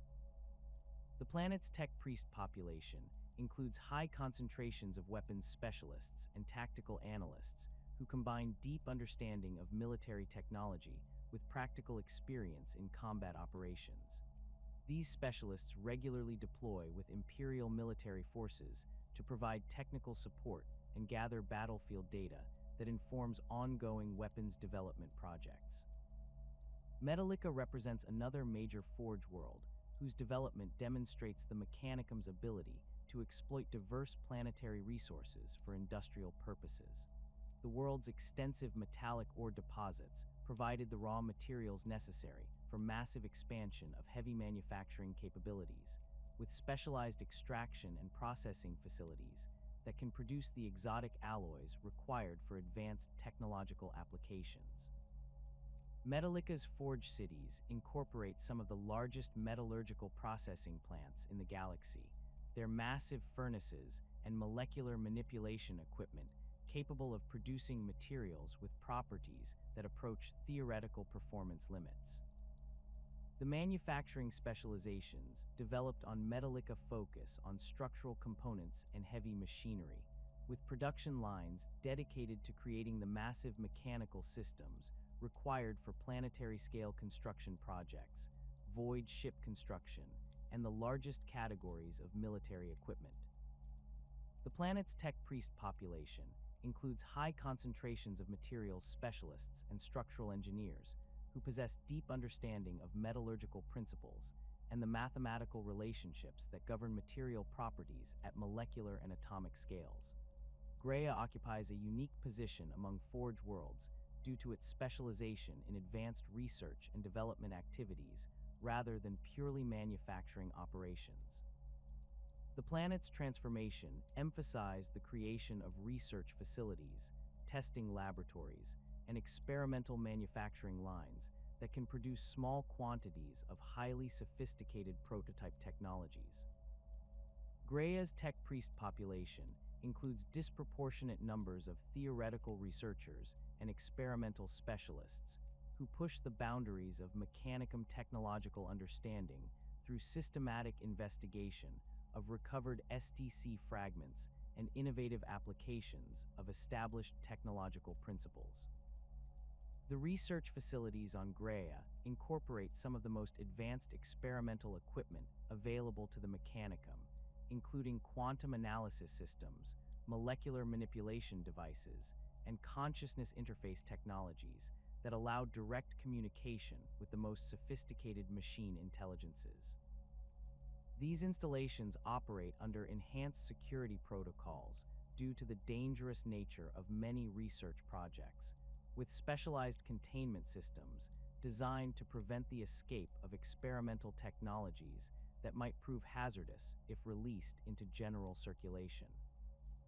Ryza demonstrates the Mechanicum's ability to adapt Forge world development to planets with active geological processes, its transformation incorporating the world's extensive volcanic activity into industrial operations, rather than attempting to suppress natural geological functions.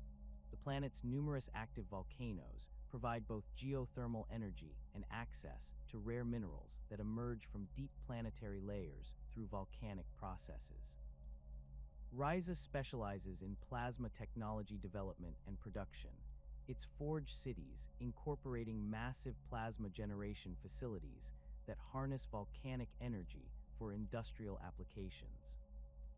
The plasma manufacturing facilities on Ryza represent some of the most technically sophisticated installations within the Mechanicum, requiring precise control over extremely high energy processes that can create the stable plasma states necessary for advanced weapon systems and power generation equipment. The planet's tech priest population includes specialists in high-energy physics and plasma containment technologies who possess the expertise necessary to safely operate these dangerous but essential manufacturing systems. Ecological devastation represents an inevitable consequence of Forge world transformation, as the systematic conversion of planetary biospheres to industrial purposes requires the elimination of existing biological systems that might interfere with manufacturing operations or consume resources needed for technological applications. The Mechanicum approaches this transformation with characteristic efficiency, implementing systematic programs that process existing biological matter into useful industrial materials while establishing the sterile environments necessary for precision manufacturing operations. The elimination of native ecosystems follows carefully planned sequences that maximize resource recovery while minimizing disruption to ongoing construction projects. Biological matter undergoes systematic processing through massive organic converters that break down complex biological molecules into basic chemical components suitable for industrial applications. These processing facilities can handle enormous volumes of biological material, converting entire forests, ocean ecosystems, and atmospheric biological populations into synthetic compounds, fuel sources, and raw materials for manufacturing operations.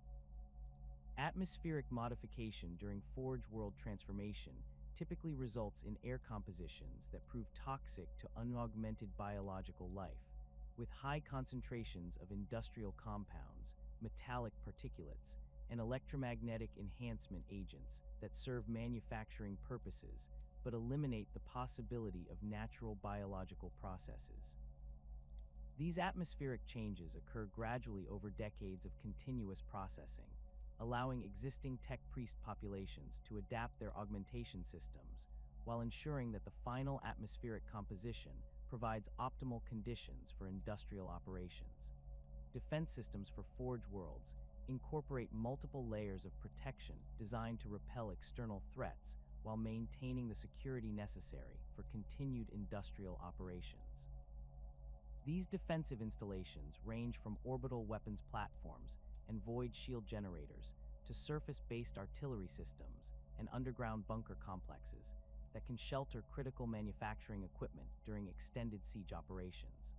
The design and deployment of Forge world defense systems requires careful integration with existing industrial infrastructure to ensure that defensive measures enhance rather than interfere with ongoing manufacturing operations. Skitarii legions represent the primary ground-based military forces responsible for Forge world defense. They're augmented warriors specifically designed and equipped for combat operations in industrial environments.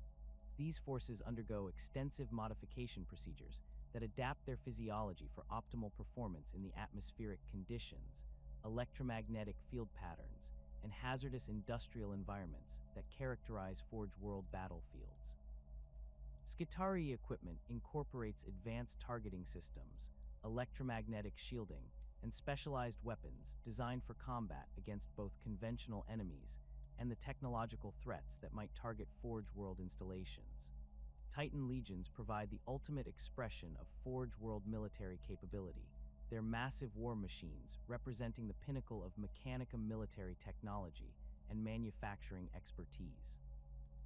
These colossal engines of war require extensive support infrastructure, including specialized maintenance facilities, ammunition production lines, and the massive power generation systems necessary to maintain their complex operational systems. The deployment of Titan legions for Forge World defense creates formidable deterrence against potential attackers while demonstrating the technological superiority that justifies Mechanicum claims to divine favor. The integration of defensive systems with industrial operations requires sophisticated coordination protocols that can rapidly transition Forge World installations between manufacturing and combat configurations. These systems employ automated equipment that can quickly reconfigure production lines for military equipment manufacturing while simultaneously activating defensive measures and coordinating military responses to external threats. The most advanced Forge Worlds can complete this transition within hours of threat detection, transforming peaceful manufacturing centers into heavily fortified military installations without significant disruption to essential industrial processes. The seeds of division within the Mechanicum had been growing for decades before the Horus Heresy erupted across the galaxy, nurtured by fundamental tensions between Imperial oversight and the ancient independence that Mars had maintained since the signing of the Treaty of Olympus Mons. Fabricator General Kelber Hal, the supreme leader of the Mechanicum, found himself increasingly frustrated by the restrictions that Imperial doctrine placed upon technological research and the recovery of standard template construct systems that represented the holy grail of Mechanicum exploration efforts. The Emperor's prohibition against certain categories of technological research struck at the heart of Mechanicum beliefs about their divine mission to recover humanity's lost Golden Age achievements. Imperial edicts specifically forbade investigation into artificial intelligence systems, warp-based technologies, and the exotic weapons that had once given humanity dominance over the galaxy during the Dark Age of technology. These restrictions directly contradicted the Mechanicum's fundamental doctrine that all knowledge was sacred, and that the recovery of ancient human technological achievements represented the primary pathway to spiritual enlightenment and material transcendence. Kelber Hal's personal frustration with these limitations intensified as explorator fleets continued to discover tantalizing fragments of forbidden technologies that Imperial law required them to either destroy or seal away rather than study and implement.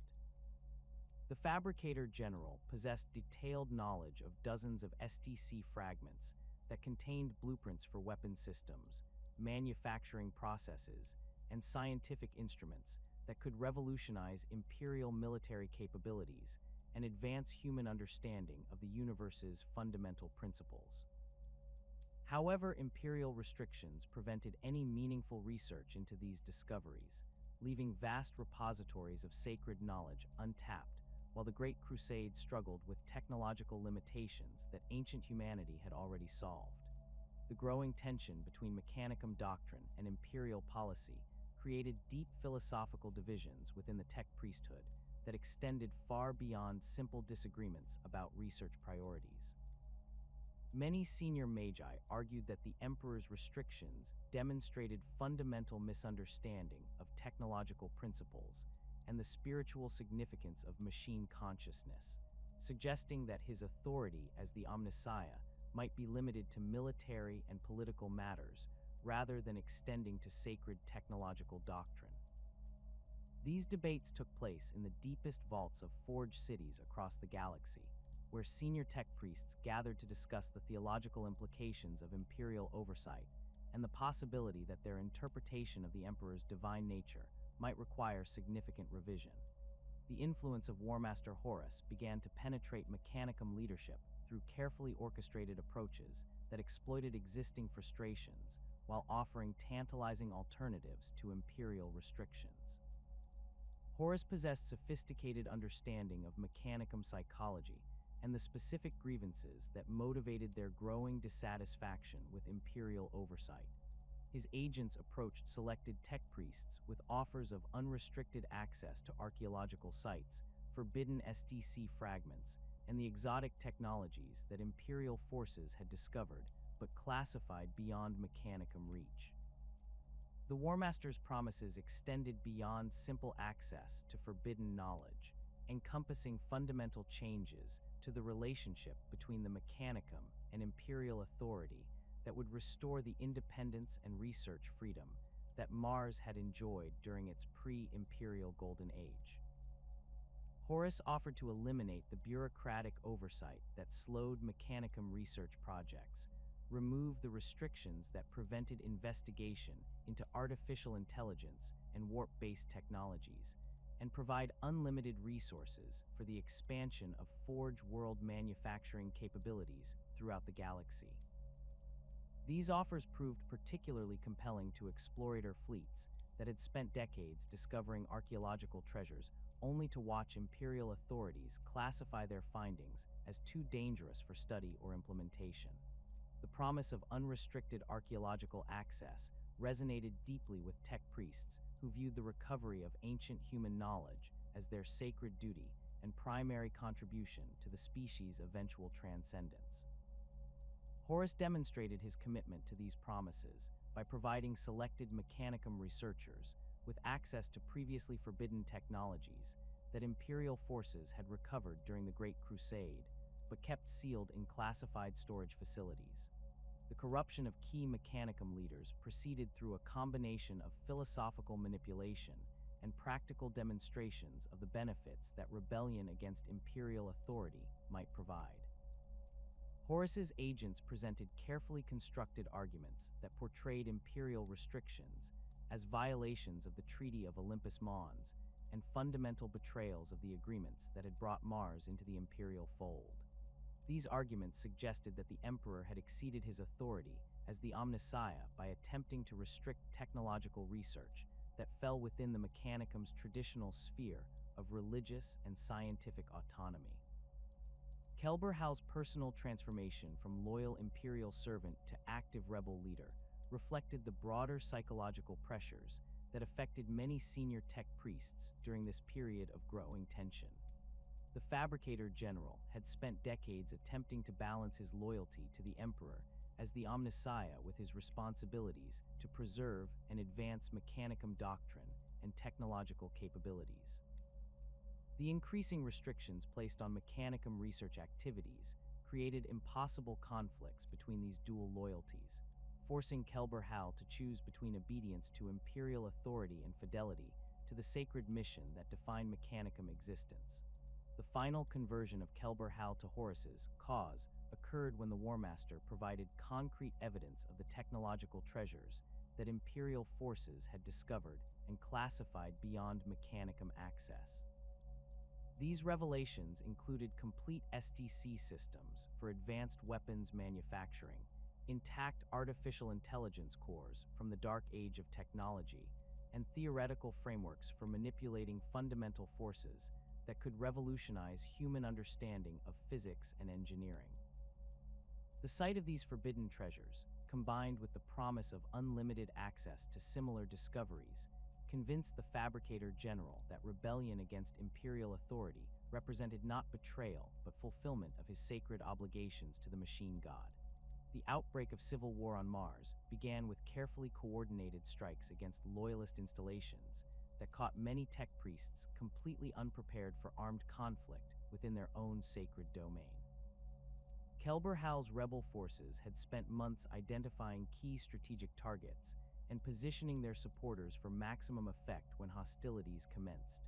The initial attacks focused on communication networks, transportation systems, and the massive power generation facilities that supplied energy to Forge city operations throughout the planet. The Siege of Olympus Mons Forge represented the most significant early engagement of the Martian Civil War, as loyalist forces attempted to maintain control of the planet's most important manufacturing and administrative center, while rebel armies surrounded the massive installation with sophisticated siege equipment. The Forge City's defensive systems had been designed to repel external invasion rather than internal rebellion, creating vulnerabilities that rebel forces exploited through their intimate knowledge of the installation's layout and defensive protocols. Loyalist defenders within Olympus Mons, Forge found themselves fighting a defensive campaign against enemies who possessed detailed knowledge of every corridor, maintenance tunnel, and defensive position within the massive complex.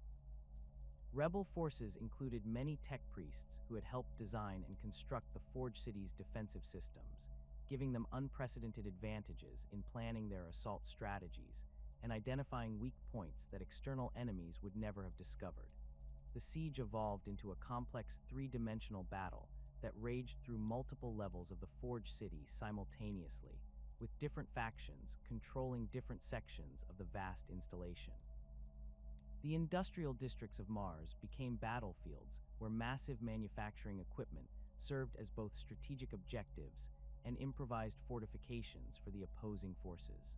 Rebel and Loyalist armies fought desperate battles for control of weapons production facilities, ammunition storage complexes, and the specialized manufacturing lines that produced advanced military equipment for Imperial forces throughout the galaxy.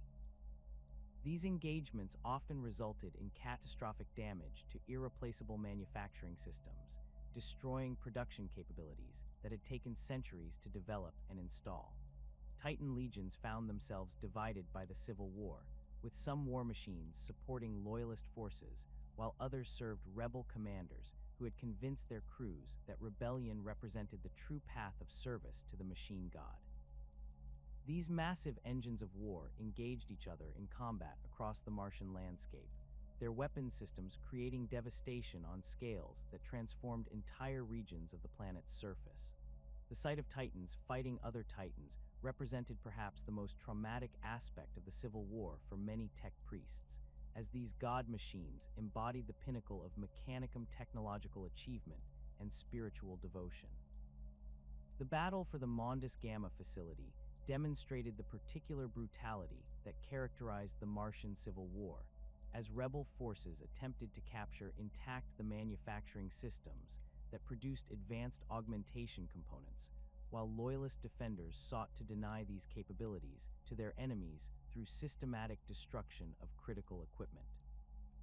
The engagement lasted for weeks as opposing armies fought through the facility's complex layout, with battles raging simultaneously in manufacturing areas, storage complexes, and the underground maintenance tunnels that connected different sections of the installation.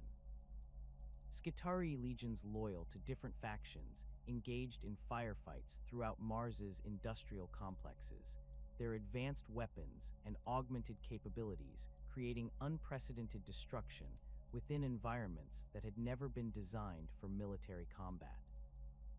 These warrior servants found themselves fighting enemies who possessed identical training, equipment, and tactical doctrines, resulting in prolonged engagements where victory often depended on minor advantages in positioning, ammunition supplies, or the specific capabilities of individual unit commanders. The atmospheric processors that maintained Mars's industrial environment became strategic targets as both sides attempted to gain advantages through environmental manipulation. Rebel forces captured several major atmospheric control facilities and modified their operations to create localized atmospheric conditions that favored their specialized equipment while hampering Loyalist operations.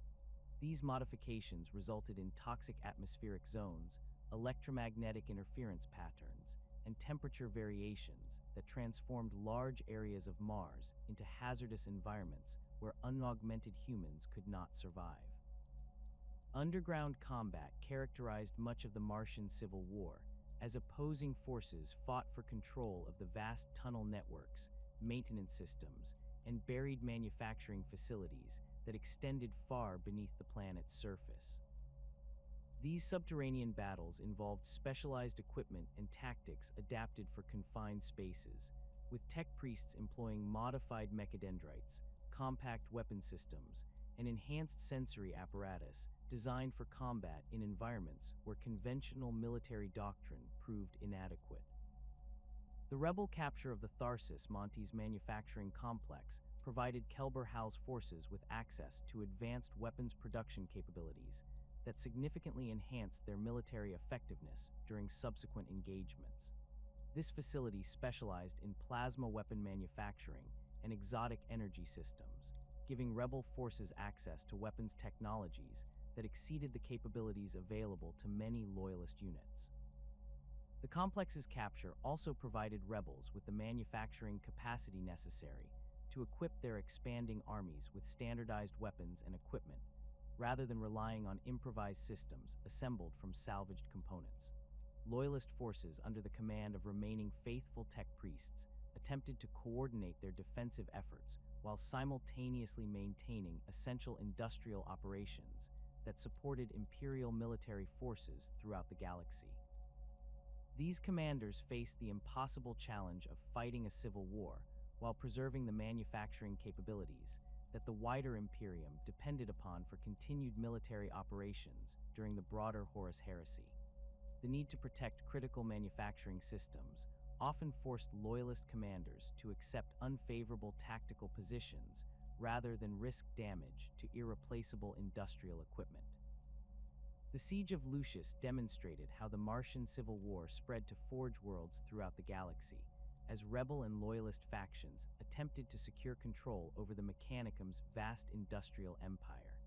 The battle for this major Forge world involved massive armies supported by Titan legions, orbital bombardment platforms, and specialized siege equipment designed for assaulting heavily fortified industrial installations. The prolonged conflict resulted in significant damage to Lucius's weapons manufacturing capabilities, disrupting Imperial military supply chains at a critical moment in the broader galactic conflict. The fighting on Metalica reflected the particular challenges involved in combat within environments dominated by heavy industrial equipment and metallurgical processing facilities. Opposing armies fought battles amid massive furnaces, molecular manipulation equipment, and the specialized machinery required for exotic alloy production. These engagements often resulted in catastrophic industrial accidents that created additional hazards for combatants while destroying manufacturing capabilities that had taken decades to develop and install. Naval combat between opposing Mechanicum fleets added another dimension to the Civil War, as rebel and loyalist forces competed for control of the shipping lanes that connected Forge worlds throughout the galaxy. These engagements involved some of the most advanced spacecraft in Imperial service, with both sides employing experimental weapon systems, sophisticated defensive technologies, and the specialized equipment necessary for extended void warfare operations. The outcomes of these naval battles often determined which factions could maintain supply lines to their ground forces while disrupting enemy logistics networks. The creation of the Dark Mechanicum emerged from the most radical elements within the rebel faction, tech priests who embraced forbidden technologies and dangerous research practices that loyalist Mechanicum doctrine had always prohibited. These individuals pursued artificial intelligence research, warp-based technologies, and experimental procedures that pushed the boundaries of what had previously been considered acceptable within Mechanicum practice. Their work produced powerful new weapons and capabilities that enhanced rebel military effectiveness while fundamentally altering the philosophical foundations of their technological approach. Dark Mechanicum research facilities became centers for experimentation with technologies that incorporated demonic influences, artificial intelligence systems, and the exotic physics associated with warp manipulation. These installations operated under conditions of extreme secrecy and security, as the research conducted within them violated not only Imperial law, but also fundamental principles of technological safety that the Mechanicum had developed through millennia of experience with dangerous experimental procedures. The philosophical transformation of rebel tech priests involved abandoning the careful restrictions and safety protocols that had traditionally governed Mechanicum research in favor of unrestricted experimentation that accepted significant risks in pursuit of technological advancement. This approach produced rapid innovations in weapons technology, manufacturing processes, and theoretical understanding of fundamental forces, but at the cost of safety margins and quality control procedures that had previously prevented catastrophic failures and dangerous accidents. The establishment of the Adeptus Mechanicus as a distinct organization separate from the rebel Dark Mechanicum occurred as loyalist forces attempted to preserve traditional Mechanicum doctrine while adapting to the new political and military realities created by the Civil War. This reorganization involved the formal separation of loyal Forge worlds from rebel territories, the establishment of new command structures that could operate independently of Mars-based authority, and the development of protocols for identifying and eliminating rebel influence within loyalist installations. The institutional changes that created the Adeptus Mechanicus reflected the need for loyalist forces to maintain their essential functions while operating in an environment where traditional Mechanicum authority structures had been compromised by rebellion and civil war. New administrative procedures emphasized security protocols, loyalty verification systems, and the careful monitoring of research activities to prevent the infiltration of rebel agents or the development of unauthorized technological projects that might threaten Imperial security. The lasting consequences of the Martian Civil War extended far beyond the immediate military and political outcomes, fundamentally altering the relationship between the Mechanicum and Imperial authority while creating permanent divisions within the tech priesthood that would influence their development for millennia. The destruction of irreplaceable manufacturing facilities, the loss of ancient knowledge, and the corruption of sacred technologies represented catastrophic setbacks for human technological development that would never be fully recovered. The geographical division of Mars between loyalist and rebel territories created permanent scars on the planet's surface that served as constant reminders of the Civil War's devastating impact. Entire Forge cities lay in ruins, their manufacturing capabilities destroyed, and their populations scattered or killed during the prolonged fighting. The atmospheric damage caused by industrial accidents and deliberate sabotage created toxic zones that remained uninhabitable for decades after the conflict's conclusion. The technological knowledge lost during the Civil War included irreplaceable STC fragments, manufacturing techniques, and theoretical frameworks that had taken millennia to develop and refine. The destruction of research facilities, the death of senior tech priests, and the corruption of data storage systems eliminated vast amounts of accumulated knowledge that could never be recovered or reconstructed. This knowledge loss represented one of the most significant setbacks in human technological development since the original collapse that had ended the Dark Age of technology. The aftermath of the Martian Civil War saw the surviving rebel tech priests driven from their sacred Forge worlds into the howling madness of the Eye of Terror, where the laws of physics bent to the whims of chaos and reality itself became malleable to those willing to embrace corruption. These exiled servants of the machine found themselves in an environment where their forbidden research could flourish without imperial oversight, but at a terrible cost that would transform them into something far removed from their original devotion to pure technological advancement. The Eye of Terror's warp-saturated environment proved both blessing and curse for the fleeing Dark Mechanicum forces. The constant exposure to raw chaos energy accelerated their research into forbidden technologies, while simultaneously corrupting their understanding of the sacred principles that had once guided their work. Ancient manufacturing processes that had operated according to predictable physical laws began producing results that defied rational explanation, as demon essence seeped into their machinery and transformed precision instruments into conduits for malevolent intelligence. Within the first decades of their exile, the Dark Mechanicum discovered that their traditional approaches to technological development required fundamental revision to accommodate the supernatural forces that permeated their new domain. Standard manufacturing protocols failed catastrophically when exposed to warp energy, producing equipment that functioned according to the emotional states of its operators rather than consistent mechanical principles. Power generation systems designed for stable energy output instead fluctuated wildly based on the spiritual corruption of their maintenance crews, while data storage systems began exhibiting behaviors that suggested genuine malevolent consciousness rather than simple programmed responses. The adaptation process forced Dark Mechanicum tech priests to abandon many of the safety protocols and quality control procedures that had traditionally governed their work.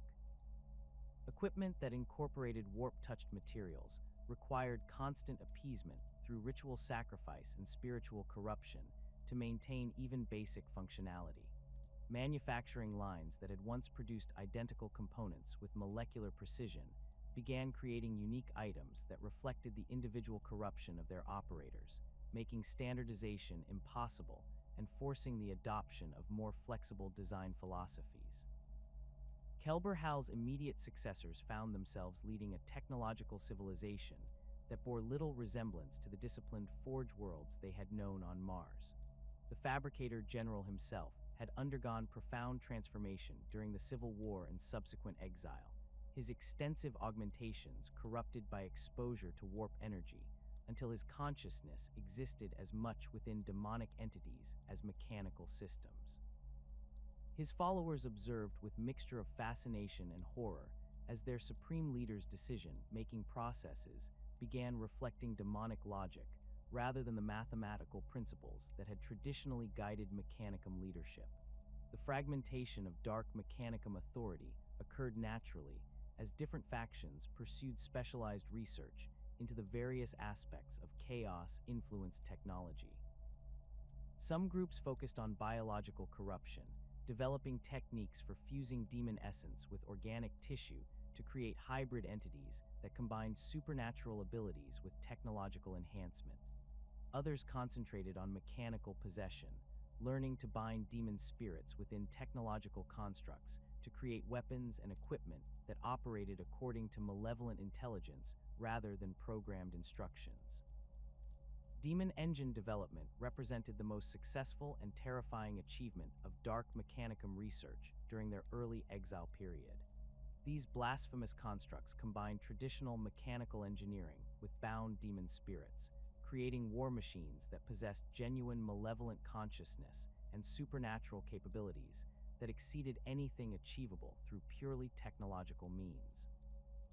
The first successful demon engine prototypes demonstrated abilities that violated fundamental physical laws, moving without visible propulsion systems, generating energy from unknown sources, and displaying tactical intelligence that adapted to battlefield conditions in ways that suggested genuine strategic thinking. The creation process for demon engines required extensive modification of traditional manufacturing techniques to accommodate the spiritual components that formed their essential operating systems. Standard assembly procedures proved inadequate for integrating demon essence with mechanical components, forcing Dark Mechanicum engineers to develop new methods that combined industrial processes with ritual summoning and spiritual binding techniques. These hybrid manufacturing approaches produced results that could not be replicated through purely technological or purely supernatural means, creating unique constructs that embodied the fusion of machine logic and demonic malevolence. Defiler engines emerged as one of the most successful demon engine designs, combining the mobility and firepower of traditional battle tanks with the supernatural resilience and malevolent intelligence of bound demon spirits. These quadrupedal war machines possessed articulated legs that could navigate terrain impossible for wheeled or tracked vehicles, while their demon-possessed targeting systems demonstrated accuracy that exceeded even the most sophisticated cogitator-guided weapons. The psychological impact of Defiler engines on enemy forces proved as significant as their direct combat capabilities, as their obviously supernatural nature undermined the morale of opponents who had trained to fight conventional mechanical threats. The development of Defiler engines required extensive experimentation with different demon-binding techniques to identify spiritual entities whose characteristics complemented the mechanical systems being constructed. Early prototypes suffered from conflicts between demon consciousness and mechanical programming, resulting in erratic behavior that made the engines unreliable in combat situations. Successful designs incorporated demon spirits whose natural inclinations aligned with the tactical roles intended for the completed engines, creating synthetic beings whose supernatural and mechanical aspects reinforced rather than conflicted with each other. Decimator demon engines represented a more specialized application of demon binding technology, designed specifically for siege warfare and the destruction of heavily fortified positions. These bipedal constructs incorporated massive weapon systems that drew power directly from their bound demon spirits, enabling them to maintain continuous fire rates that would quickly exhaust conventional ammunition supplies. The demon consciousness within each decimator provided tactical intelligence optimized for identifying structural weak points and coordinating complex siege operations that required precise timing and target selection. The construction of decimator engines involved binding demon spirits whose natural abilities included structural analysis and destruction, creating synthetic intelligences that possessed intuitive understanding of architectural principles and material science. These demon engines could assess fortified positions and identify optimal attack strategies with speed and accuracy that exceeded human tactical analysis, while their supernatural resilience allowed them to operate effectively in environments where conventional siege equipment would be quickly destroyed by defensive fire. Scrapcode viruses represented another major innovation developed by Dark Mechanicum researchers, combining traditional data warfare techniques with demon possession to create information-based attacks that could corrupt enemy technological systems through supernatural as well as conventional means. These malevolent programs incorporated bound demon fragments that allowed them to survive and spread even when conventional antiviral systems successfully identified and eliminated their technological components. The demon elements within Scrapcode viruses enabled them to adapt their attack methods in real time, learning from defensive responses and developing new infiltration techniques that conventional security systems could not anticipate or counter. The development of Scrapcode viruses required extensive research into the interface between demon consciousness and information systems, as traditional approaches to data storage and transmission proved inadequate for containing spiritual entities. Dark Mechanicum programmers learned to create hybrid data structures that could maintain demon essence within conventional information networks while preserving the malevolent intelligence necessary for effective system infiltration. These techniques produced viruses that exhibited genuine learning behavior and could coordinate their activities across multiple infected systems to achieve strategic objectives that exceeded the capabilities of conventional malware. Advanced Scrapcode variants incorporated multiple demon fragments with different specialized capabilities, creating composite viruses that could simultaneously attack different aspects of target systems while adapting their methods based on encountered defenses. Some variants specialized in corrupting manufacturing control systems, causing production lines to create defective or actively harmful products. Others focused on communications networks, intercepting and modifying transmitted information to spread confusion and misinformation among enemy forces. The most sophisticated Scrapcode viruses could establish permanent footholds within infected systems, creating hidden demon presences that could remain dormant for years before activating to support future Dark Mechanicum operations. The corruption of Titan-class war machines represented perhaps the most ambitious and devastating achievement of Dark Mechanicum demon binding technology. These colossal engines of war required extensive modification to accommodate demon possession while preserving their massive weapon systems and sophisticated targeting capabilities. The process involved replacing key mechanical components with demon-possessed alternatives while binding powerful demon spirits within the Titan's central consciousness matrix, creating hybrid beings that combine the firepower of god machines with the supernatural abilities and malevolent intelligence of major demon entities. Corrupted Titans demonstrated capabilities that far exceeded their loyalist counterparts, including supernatural resilience that allowed them to continue fighting despite catastrophic damage, weapon systems that drew power directly from warp energy, and tactical intelligence that could anticipate enemy movements through supernatural perception rather than sensor analysis. The demon consciousness within each corrupted Titan provided strategic insights and battlefield awareness that enabled coordinated operations across multiple war machines, creating Titan formations that fought with unified purpose and supernatural coordination. The modification process for Titan corruption required extensive research into the specific demon types whose abilities complemented the massive war machine's operational requirements. Different classes of Titans required different demon binding approaches, with smaller scout Titans accommodating faster, more agile demon spirits, while massive Emperor-class Titans could house multiple powerful demon entities that provided specialized capabilities for different combat situations. The most successful corrupted Titans incorporated demon spirits whose natural inclinations aligned with their intended battlefield roles, creating synthetic beings whose supernatural and mechanical aspects enhanced each other's effectiveness. Warpforge construction represented the ultimate expression of dark mechanicum adaptation to their chaos-dominated environment, creating manufacturing facilities that operated according to supernatural principles rather than conventional physics. These installations incorporated demon-possessed machinery that could manipulate matter at the molecular level through supernatural force rather than mechanical precision, enabling the production of equipment and weapons that combined technological sophistication with supernatural capabilities. Warpforges could produce materials with properties that violated natural laws, create weapons that channeled demon energy, and manufacture components that incorporated bound spiritual entities as integral operating systems. The operation of warpforges required extensive modification of traditional manufacturing protocols to accommodate the supernatural forces that powered their production systems.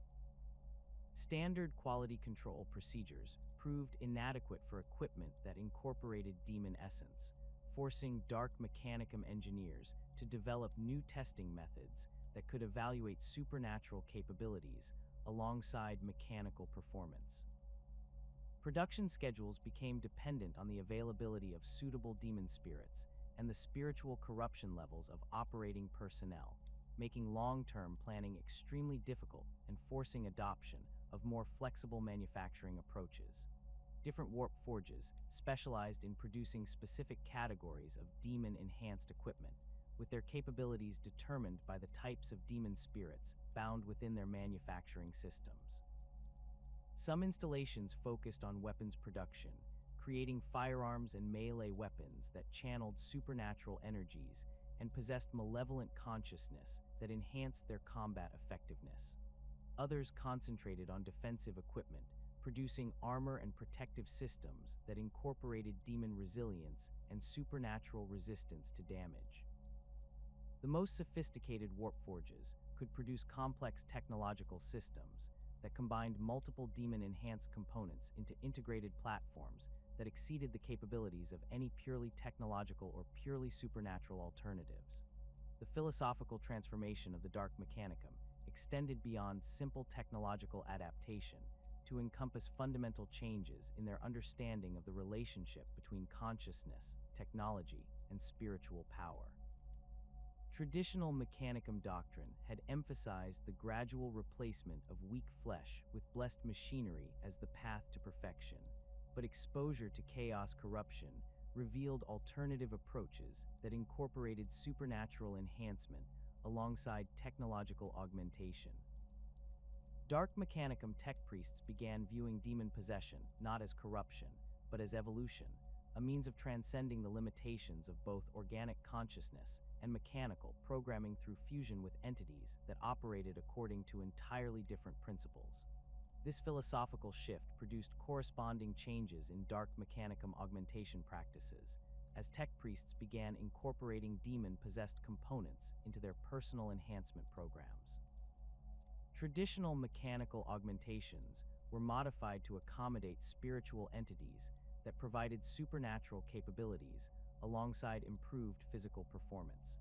Sensory systems incorporated demon consciousness that could perceive across multiple dimensions simultaneously, while cognitive enhancement systems used bound demon intelligence to provide processing capabilities that exceeded any purely mechanical alternatives.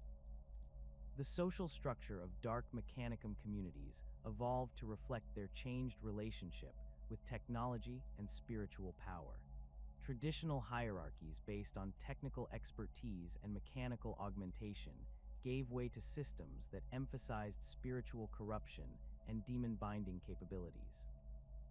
Leadership positions went to individuals who demonstrated superior ability to control powerful demon entities and coordinate complex supernatural technologies rather than those with the most extensive mechanical modifications or deepest understanding of conventional engineering principles.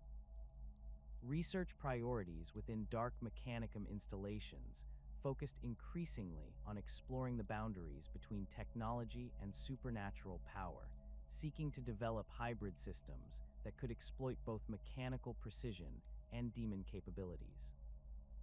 These investigations produced innovations that would have been impossible within traditional mechanicum doctrine, including weapons that adapted their effects based on target vulnerabilities, manufacturing systems that could produce equipment tailored to specific combat situations, and communication networks that operated through demon consciousness rather than electromagnetic transmission. The ongoing conflict between dark mechanicum and loyalist Adeptus Mechanicus forces created a technological arms race that drove rapid innovation on both sides. Dark mechanicum advantages in supernatural capabilities forced loyalist forces to develop new defensive technologies and tactical doctrines designed to counter demon-enhanced equipment, while Adeptus Mechanicus adherence to traditional engineering principles created vulnerabilities that dark mechanicum researchers could exploit through supernatural means. This competitive dynamic ensured that both factions continued advancing their respective technological capabilities while developing increasingly specialized equipment designed to counter their opponents' particular strengths and exploit their specific weaknesses. The legacy of the Dark Mechanicum's exile and corruption extends far beyond their immediate technological achievements, representing a fundamental divergence in human technological development that created alternative approaches to the relationship between consciousness, machinery, and spiritual power. Their innovations demonstrated that the careful restrictions and safety protocols that had traditionally governed mechanicum research were not merely conservative tradition, but essential safeguards against forces that could transform beneficial technology into instruments of corruption and destruction. The continued existence of dark mechanicum installations within the Eye of Terror serves as a constant reminder that the pursuit of technological advancement without proper spiritual and ethical constraints can lead to achievements that surpass conventional limitations, while simultaneously destroying the essential humanity that such achievements were meant to serve. The technological supremacy that defined the Dark Mechanicum's exile would prove meaningless without the military forces necessary to implement their blasphemous innovations across the galaxy. While the corrupted tech priests perfected their demon engines and warp forges, the need for disciplined ground forces capable of operating their increasingly exotic equipment led to the systematic transformation of the Skitarii legions that had remained loyal to Kelber Hal during the Civil War on Mars. The Skitarii Rangers and Vanguard, who followed their tech priest masters into exile, underwent modifications that went far beyond the extensive cybernetic enhancement that had already distinguished them from baseline humanity.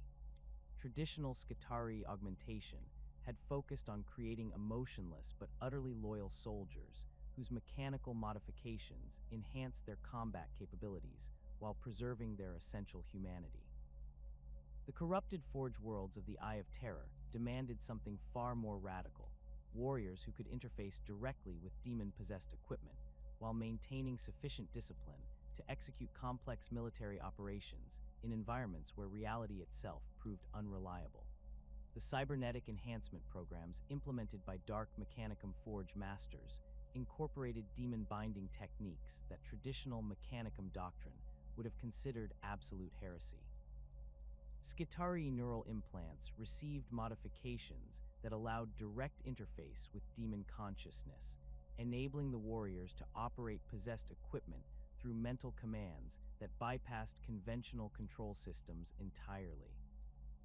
These modifications required extensive surgical procedures that replaced significant portions of the Skitarii's organic brain tissue with hybrid mechanical spiritual constructs that could process both electromagnetic signals and supernatural emanations simultaneously.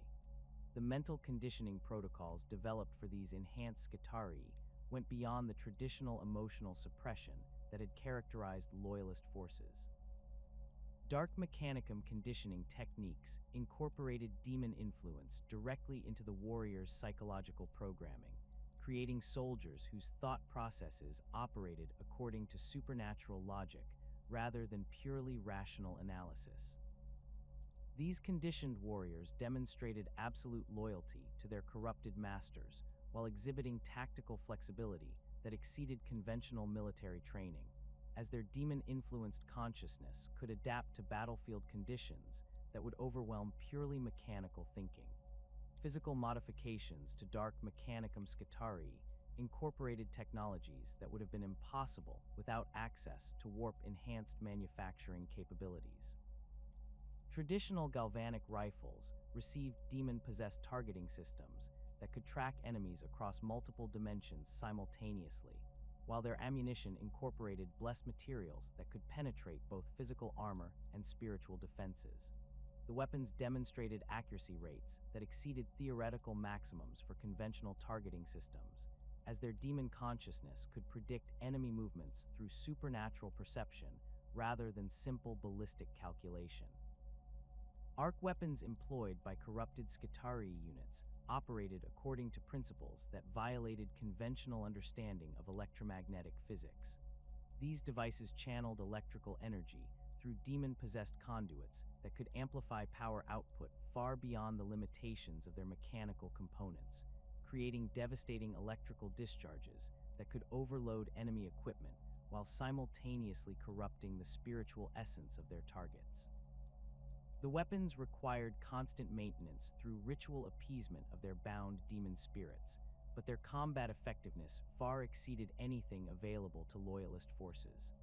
Phosphor blasters utilized by Dark Mechanicum forces incorporated incendiary compounds that burned with supernatural intensity, creating flames that could consume both physical materials and spiritual essence. The weapon's demon-possessed targeting systems could identify optimal impact points that would maximize psychological as well as physical damage, while their supernatural flames proved capable of burning through materials that conventional incendiary weapons could not affect. These weapons proved particularly effective against loyalist space marines, whose power armor provided excellent protection against conventional weapons, but offered limited defense against supernatural fire that could burn through ceramite plating and corrupt the sacred machine spirits that governed their equipment's operation. The Omnispec's targeting systems that had once provided Skitarii units with enhanced battlefield awareness underwent complete redesign to accommodate the supernatural perception capabilities that demon possession could provide. Traditional Omnispec's devices relied on electromagnetic sensors and data processing algorithms to identify enemy positions and analyze tactical situations.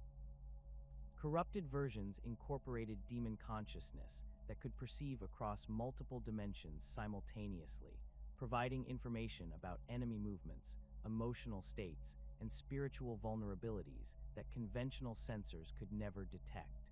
These enhanced targeting systems created tactical advantages that fundamentally altered Dark Mechanicum combat doctrine. Skitarii units equipped with demon-possessed omnispecs could anticipate enemy actions through supernatural prescience rather than simple pattern analysis. while their ability to perceive spiritual as well as physical weaknesses allowed them to coordinate attacks that targeted both material defenses and psychological vulnerabilities simultaneously. The systems required careful management to prevent the bound demon spirits from overwhelming their operators' consciousness, but successful integration created warriors whose battlefield awareness exceeded anything achievable through purely technological enhancement. The role of corrupted tech priests as battlefield commanders evolved to accommodate the unique challenges of coordinating forces that incorporated both mechanical precision and supernatural unpredictability. Traditional Mechanicum command doctrine had emphasized systematic analysis and methodical execution of predetermined tactical plans. Dark Mechanicum commanders learned to balance these conventional approaches with the chaotic nature of demon-possessed equipment and spiritually corrupted personnel, developing flexible command styles that could adapt to supernatural battlefield conditions while maintaining sufficient discipline to achieve strategic objectives. Corrupted tech priests underwent extensive modification to enhance their ability to coordinate complex military operations that incorporated demon-enhanced equipment and spiritually modified personnel. Their augmented capabilities included direct neural interfaces with demon consciousness that provided strategic insights impossible through conventional analysis, while their enhanced sensory systems could monitor the spiritual as well as physical condition of their forces in real time. These commanders could maintain simultaneous awareness of dozens of different tactical situations while coordinating supernatural capabilities that required precise timing and spiritual preparation. The command protocols developed by Dark Mechanicum forces incorporated ritual elements that would have been completely foreign to loyalist military doctrine. Battlefield ceremonies designed to appease demon spirits became essential components of tactical planning, while strategic decisions increasingly reflected spiritual considerations alongside conventional military analysis. Successful Dark Mechanicum commanders learned to balance the demands of their demon-possessed equipment with the tactical requirements of their missions, creating hybrid command styles that incorporated both mechanical precision and supernatural intuition. Integration with Chaos Space Marine warbands created unique challenges and opportunities for Dark Mechanicum forces operating within the Eye of Terror.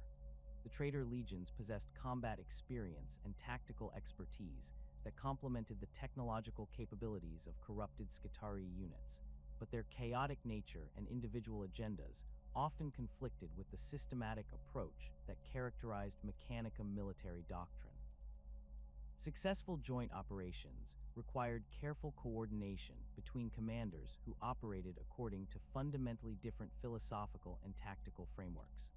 Dark Mechanicum tech priests serving as technical advisors to Chaos Space Marine forces found themselves adapting their expertise to accommodate the supernatural capabilities and unpredictable behavior patterns that characterize the Traitor Legions. Traditional Mechanicum technical support focused on maintaining equipment according to predetermined specifications and operational parameters. Chaos Space Marine equipment incorporated demon possession, warp corruption, and supernatural enhancement that required completely different maintenance approaches, forcing Dark Mechanicum specialists to develop new techniques that combined conventional engineering with demon-binding rituals. The technological exchange between Dark Mechanicum forces and Chaos Space Marine warbands produced innovations that benefited both factions while creating new categories of hybrid equipment that incorporated the best aspects of both technological traditions. Chaos Space Marine power armor received Dark Mechanicum modifications that enhanced its demon-possessed machine spirits while providing improved interface capabilities with corrupted weapon systems. Dark Mechanicum Skitarii units gained access to Chaos Space Marine weapons technologies that had been modified through millennia of warp exposure, creating hybrid equipment that combined mechanical precision with supernatural capabilities. Joint operations between Dark Mechanicum and Chaos Space Marine forces demonstrated tactical capabilities that exceeded what either faction could achieve independently. The systematic approach and technological expertise of corrupted Skitarii units complemented the individual combat prowess and supernatural abilities of Chaos Space Marines, creating combined forces that could execute complex operations requiring both disciplined coordination and individual initiative. These joint forces proved particularly effective against loyalist opponents who had trained to counter either technological superiority or supernatural corruption, but lacked experience fighting enemies that incorporated both advantages simultaneously. The expansion of Dark Mechanicum influence throughout the Eye of Terror created opportunities for establishing permanent military installations that could support extended operations across multiple demon worlds.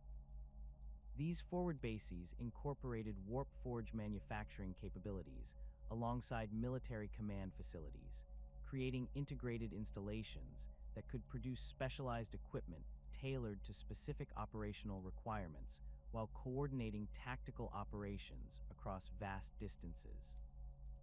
The bases operated according to supernatural logistics principles that allowed rapid deployment of forces and equipment through warp-based transportation methods that bypassed conventional space travel limitations. Demon world garrisons established by Dark Mechanicum forces faced unique challenges that required adaptation of traditional military doctrine to accommodate environments where physical laws operated according to supernatural principles rather than consistent natural forces.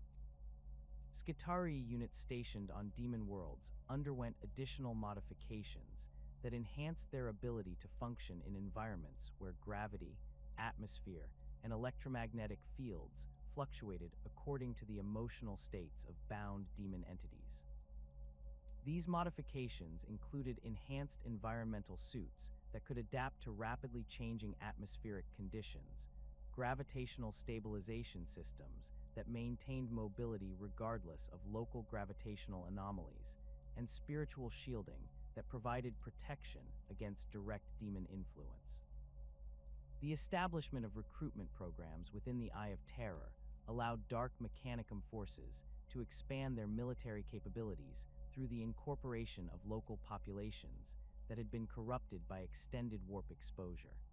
These recruitment efforts focused on identifying individuals whose spiritual corruption and technological aptitude made them suitable candidates for Skitarii enhancement programs. The recruitment process incorporated demon binding rituals alongside conventional augmentation procedures, creating hybrid warriors whose capabilities reflected both mechanical enhancement and supernatural corruption. Training programs for new Dark Mechanicum recruits incorporated traditional Skitarii conditioning techniques alongside spiritual corruption protocols that prepared candidates for integration with demon, possessed equipment, and supernatural battlefield conditions. These programs proved more intensive and dangerous than loyalist equivalents, as the incorporation of demon influence into the conditioning process created significant risks of psychological breakdown or spiritual possession that could render candidates unsuitable for military service. Successful graduates demonstrated absolute loyalty to their corrupted masters while possessing enhanced combat capabilities that exceeded conventional Skitarii standards. The development of specialized military formations within Dark Mechanicum forces reflected the unique tactical requirements created by their hybrid technological supernatural capabilities. Traditional Skitarii formations had been organized according to conventional military principles that emphasized standardized equipment and predictable tactical roles. Corrupted formations incorporated demon-possessed equipment that required flexible organizational structures capable of adapting to supernatural battlefield conditions while maintaining sufficient discipline to execute complex coordinated operations. Demon engine support formations represented one of the most successful innovations in Dark Mechanicum military organization, combining corrupted Skitarii units with demon-possessed war machines to create integrated forces that could exploit both mechanical firepower and supernatural capabilities. These formations required extensive coordination between human commanders and demon consciousness, creating command structures that incorporated both conventional military hierarchy and supernatural spiritual bonds between officers and their demon-enhanced equipment. The tactical doctrines developed by Dark Mechanicum forces emphasize the exploitation of supernatural capabilities alongside conventional military advantages, creating hybrid approaches that could overwhelm enemies through simultaneous physical and spiritual attacks. These doctrines incorporated demon-enhanced reconnaissance that could provide intelligence about enemy spiritual as well as physical vulnerabilities, while coordinated assaults targeted both material defenses and psychological weaknesses through carefully timed combinations of conventional weapons fire and supernatural corruption effects. Advanced Dark Mechanicum formations incorporated multiple categories of demon-enhanced equipment and spiritually corrupted personnel, creating combined arms forces that could adapt their tactical approach based on specific operational requirements and enemy capabilities. These formations demonstrated tactical flexibility that exceeded conventional military units, while maintaining sufficient discipline to execute complex strategic operations that required precise coordination between multiple specialized components.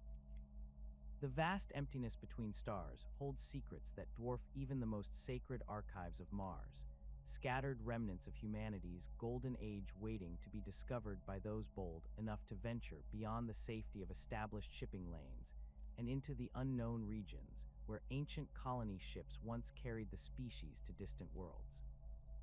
The explorator fleets of the Adeptus Mechanicus represent the most ambitious expression of the quest for knowledge that drives every tech priest. Massive expeditions equipped with specialized archaeological equipment, defensive escorts, and the technological expertise necessary to identify and recover the standard template construct patterns that represent the holy grail of Mechanicum exploration efforts. These expeditions operate according to carefully planned protocols that balance the spiritual imperative to recover lost knowledge with the practical requirements of surviving in hostile environments where imperial authority provides no protection and alien civilizations pose constant threats to human exploration efforts. Each explorator fleet incorporates multiple specialized vessel classes designed for specific aspects of archaeological investigation, from long-range survey ships equipped with advanced sensor arrays capable of detecting technological signatures across interstellar distances to heavily armed escort vessels that can defend archaeological sites against the various threats that inevitably emerge when humans disturb ancient ruins. The command structure of explorator expeditions reflects the unique challenges involved in coordinating complex archaeological operations across multiple star systems while maintaining the security necessary for extended operations in frontier regions. Mago's explorators serve as expedition commanders, their extensive augmentations providing the enhanced cognitive capabilities necessary to process vast amounts of archaeological data while coordinating the diverse specialist teams that comprise each expedition. These senior tech priests undergo modifications specifically designed for extended void operations, including enhanced radiation resistance, improved electromagnetic shielding, and specialized sensory apparatus that can function effectively in the harsh environments typically encountered during archaeological investigations. The selection process for explorator expedition personnel emphasizes both technical expertise and psychological stability, as the extended isolation and constant exposure to alien artifacts can prove mentally challenging even for extensively augmented tech priests. Candidates undergo rigorous testing that evaluates their ability to maintain doctrinal purity while working with technologies that may incorporate alien design principles or operate according to physical laws that challenge conventional understanding. The most successful explorator specialists demonstrate exceptional ability to analyze unfamiliar technologies without becoming corrupted by exposure to alien influences or losing their essential loyalty to Mechanicum doctrine. Archaeological teams within explorator expeditions incorporate multiple specialized disciplines designed to address the various challenges involved in recovering intact STC patterns from sites that may have been abandoned for millennia. Structural analysis specialists possess expertise in assessing the stability of ancient installations and determining the safest methods for accessing buried archaeological sites without triggering catastrophic collapses that could destroy irreplaceable artifacts. These specialists employ advanced scanning equipment that can map underground structures and identify potential hazards before excavation begins, while their augmented capabilities allow them to work effectively in environments where conventional safety equipment would prove inadequate. Data recovery specialists focus on the complex technical challenges involved in extracting information from ancient storage systems that may have suffered extensive damage during millennia of abandonment. These tech priests possess specialized neural interfaces that allow direct connection with alien data storage systems, while their enhanced cognitive capabilities enable them to process information formats that may bear little resemblance to conventional Imperial data structures. The most accomplished data recovery specialists can extract partial information from severely damaged storage media and reconstruct complete technical specifications from fragmentary data sources. Environmental hazard specialists address the various dangers that typically accompany archaeological sites, from radiation contamination and toxic atmospheric conditions to more exotic threats such as temporal distortion fields and dimensional instabilities. These specialists undergo extensive modification with protective systems that can function in hostile environments while maintaining the sensitivity necessary for detailed archaeological work. Their equipment includes advanced atmospheric analysis systems, radiation detection apparatus, and specialized shielding that can provide protection against energy patterns that conventional protective gear cannot address. The void ships employed by explorator fleets incorporate design principles that prioritize long-range capability and self-sufficiency over the raw firepower that characterizes Imperial Navy vessels. These ships must operate for extended periods without access to Imperial supply bases or maintenance facilities, requiring comprehensive manufacturing capabilities and the ability to produce replacement components from raw materials gathered during the expedition. The largest explorator vessels incorporate complete forge facilities that can manufacture everything from basic components to sophisticated archaeological equipment, while their extensive storage capabilities allow them to carry the supplies necessary for expeditions that may last for decades. Survey vessels represent the most specialized category of explorator ship, designed specifically for the detection and analysis of potential archaeological sites across vast interstellar distances.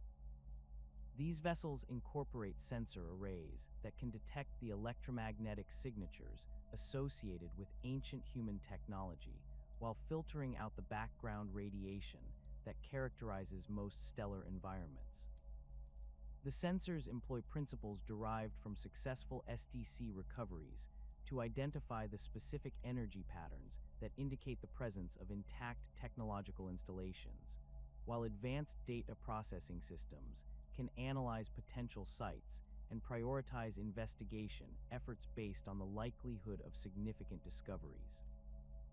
The sensor capabilities of survey vessels extend far beyond simple electromagnetic detection, incorporating gravitational anomaly sensors that can identify artificial structures based on their mass distribution patterns, and temporal analysis equipment that can detect the chronoton emissions associated with certain categories of advanced technology.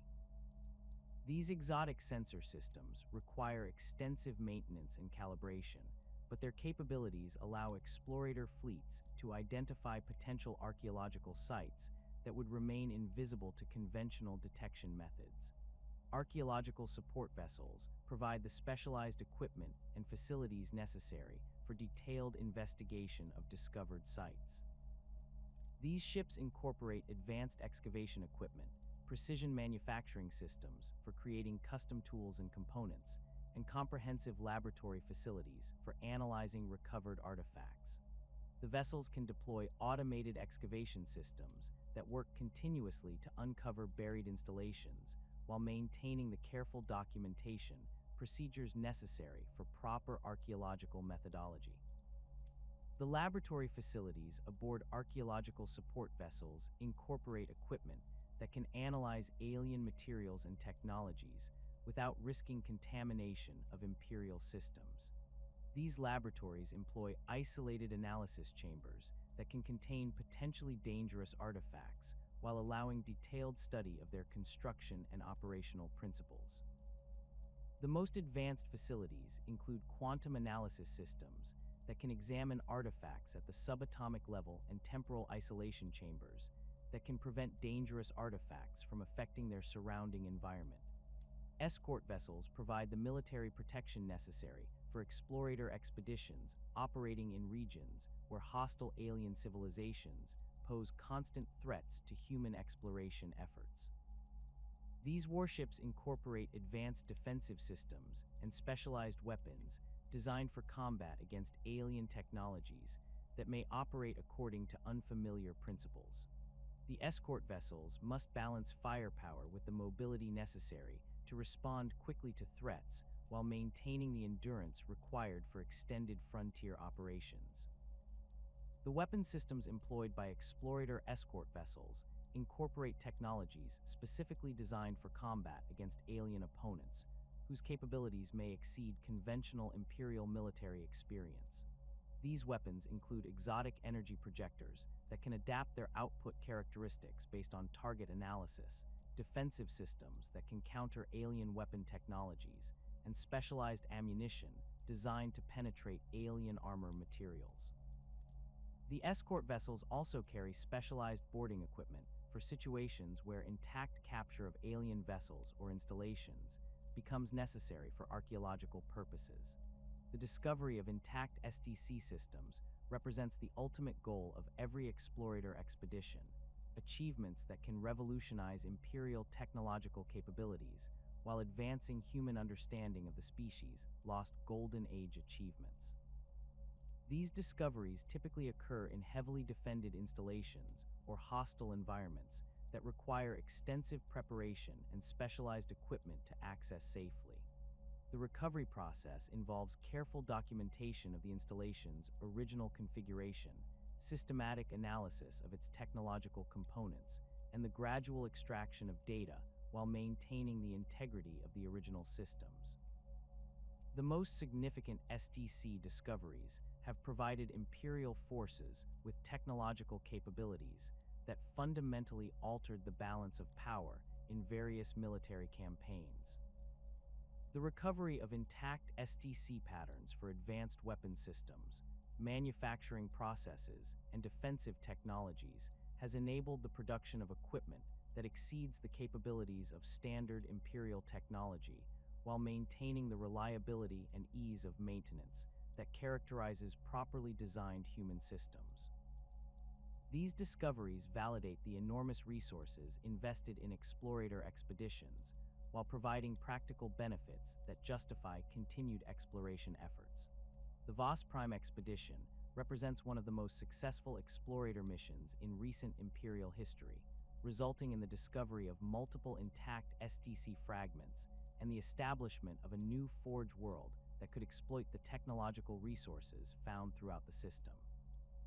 The expedition encountered significant resistance from alien forces that had established installations throughout the system, requiring extensive military operations to secure the archaeological sites and extract the discovered technologies safely. The archaeological sites discovered throughout the Vos system contained evidence of extensive human colonization efforts during the Dark Age of technology, including manufacturing facilities, research installations, and defensive systems that had remained partially operational despite millennia of abandonment. The SDC fragments recovered from these sites provided blueprints for advanced manufacturing processes, improved weapon systems, and specialized equipment that enhanced Imperial military capabilities across multiple theaters of operation. The Lathe Worlds expedition demonstrated the challenges involved in archaeological operations within systems that contained active alien civilizations capable of defending their territories against human intrusion. The explorator forces encountered sophisticated alien technologies that operated according to principles that challenged conventional understanding of physics and engineering, requiring the development of new analytical techniques and defensive measures to complete their archaeological mission successfully. The alien technologies discovered during the Lathe Worlds expedition incorporated design principles that suggested advanced understanding of quantum mechanics, temporal manipulation, and dimensional engineering that exceeded current Imperial capabilities. The recovery of these technologies required extensive precautions to prevent contamination of Imperial systems while allowing detailed analysis of their construction and operational principles. The expedition's success provided valuable intelligence about alien technological capabilities while recovering human artifacts that enhanced Imperial defensive technologies. The theological challenges involved in determining which recovered technologies align with the Omnissiahs will versus those tainted by alien influence represent ongoing sources of debate within explorator expeditions and the broader Mechanicum hierarchy. The discovery of human technologies that incorporate alien design elements or operate according to principles that challenge conventional understanding creates complex doctrinal questions about the proper relationship between human technological development and alien influence.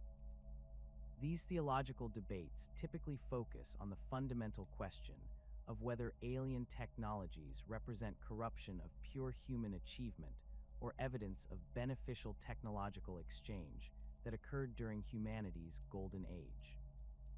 The resolution of these questions requires extensive analysis by senior tech priests who possess the theological expertise necessary to interpret complex doctrinal issues while maintaining the practical focus necessary for effective technological development. The development of purification protocols for potentially tainted technologies allows explorator expeditions to recover useful innovations while eliminating alien influences that might compromise Imperial technological integrity. These protocols involve systematic analysis of recovered technologies to identify alien components or design principles, followed by careful modification or replacement of problematic elements with purely human alternatives. The purification process requires extensive technical expertise and theological knowledge to ensure that beneficial capabilities are preserved while dangerous influences are eliminated. The most successful purification efforts have produced hybrid technologies that combine the best aspects of human and alien engineering while maintaining doctrinal purity and operational reliability. These purified systems often demonstrate capabilities that exceed either their human or alien predecessors, suggesting that careful integration of different technological traditions can produce innovations that benefit from multiple design approaches while avoiding the corruption risks associated with direct alien influence.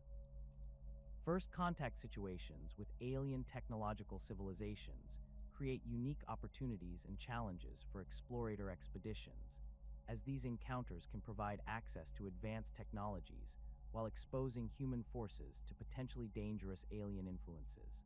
The protocols developed for managing first contact situations emphasize careful analysis of alien capabilities and intentions while maintaining sufficient defensive readiness to respond to hostile actions. The technological assessment procedures employed during first contact situations focus on identifying alien capabilities that might threaten Imperial forces while evaluating potential opportunities for beneficial technology transfer. These assessments require specialized equipment and personnel trained in alien technology analysis, while the evaluation process must balance scientific curiosity with the security requirements necessary for protecting Imperial technological secrets. The most successful first contact operations have resulted in limited technology exchanges that provided Imperial forces with enhanced capabilities while maintaining security protocols that prevented alien access to critical Imperial technologies. These exchanges typically focus on basic scientific principles or manufacturing techniques rather than complete technological systems, allowing Imperial forces to benefit from alien innovations while maintaining control over sensitive military technologies. The documentation requirements for explorator expeditions ensure that all discoveries and technological assessments receive proper analysis and evaluation by qualified specialists within the broader Mechanicum hierarchy. These documentation protocols require detailed recording of all archaeological activities, comprehensive analysis of recovered technologies, and systematic evaluation of potential applications for Imperial military and civilian use. The analysis process for major discoveries involves multiple levels of review by specialists with different areas of expertise, ensuring that technological innovations receive comprehensive evaluation while maintaining the security protocols necessary for protecting sensitive information. The most significant discoveries require approval from the highest levels of Mechanicum hierarchy before implementation, while routine technological improvements can be processed through established review procedures that balance innovation with doctrinal compliance.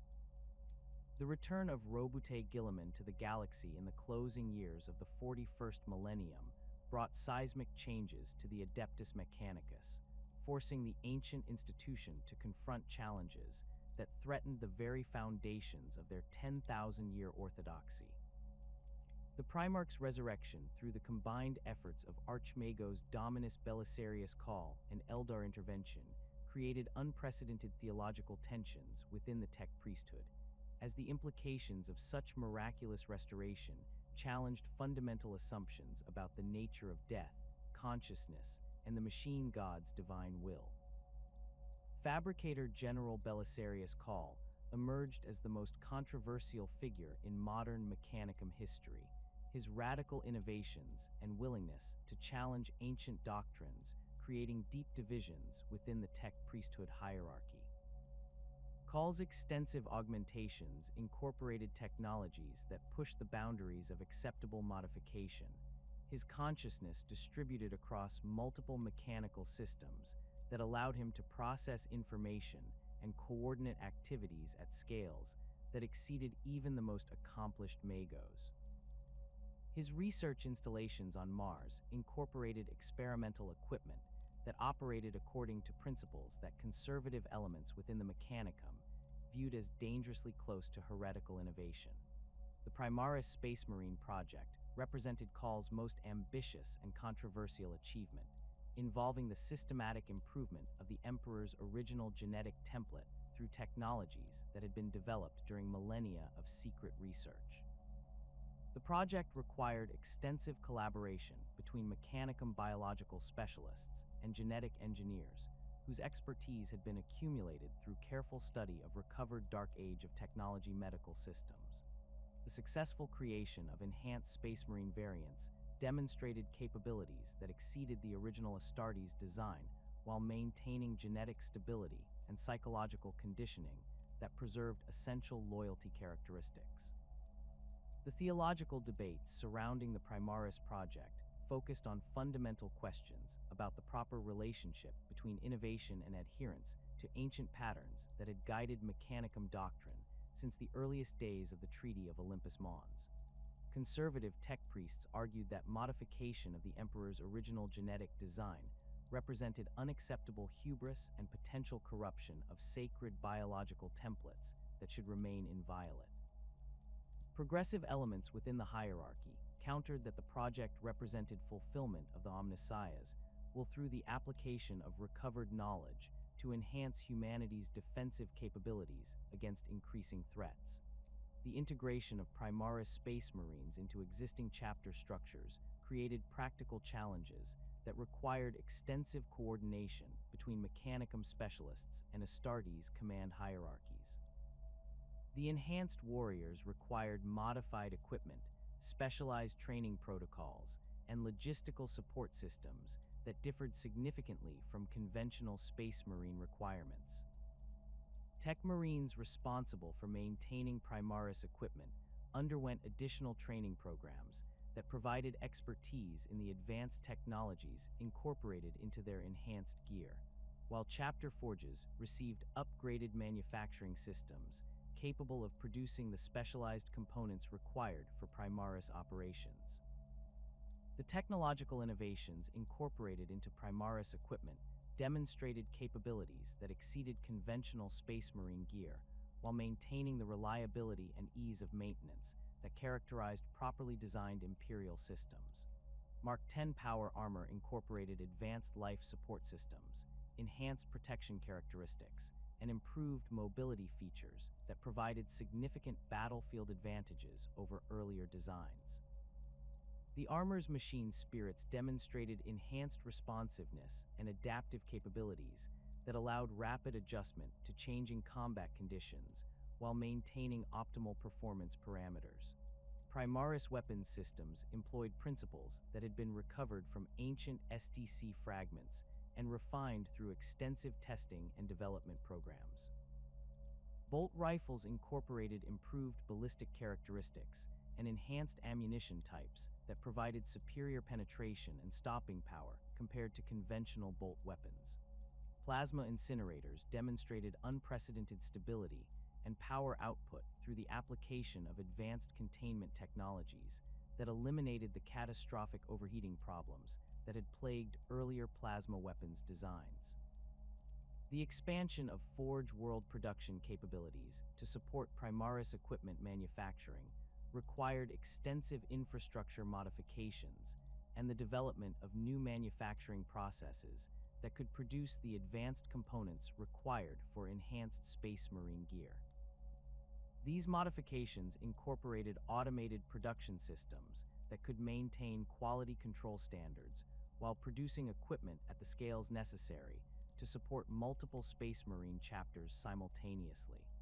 The manufacturing processes employed precision techniques that approached the theoretical limits of conventional technology while maintaining the consistency necessary for military applications. The Great Rift's emergence fundamentally altered the strategic situation facing the Adeptus Mechanicus, creating unprecedented challenges that required rapid adaptation of traditional doctrines and operational procedures. The massive warp storm divided the galaxy into isolated regions where conventional communication and transportation methods proved unreliable or completely impossible.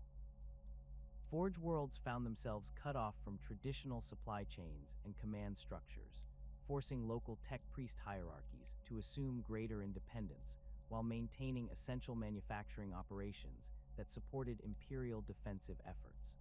The Cicatrix Maledictum's effects on technological systems created new categories of problems that challenged conventional understanding of machine spirit behavior and electromagnetic stability.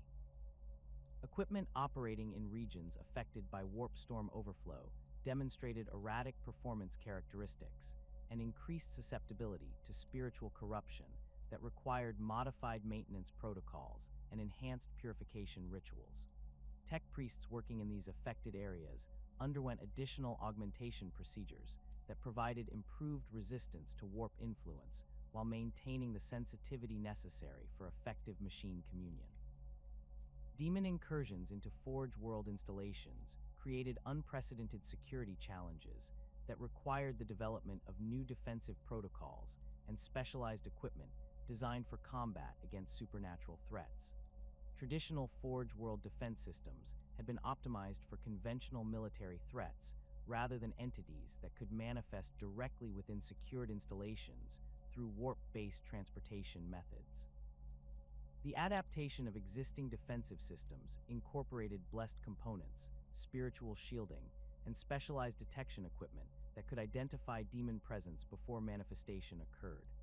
The ongoing conflicts with awakening Necron tomb worlds presented the Adeptus Mechanicus with opponents whose technological capabilities challenged fundamental assumptions about the relationship between consciousness, technology, and temporal continuity.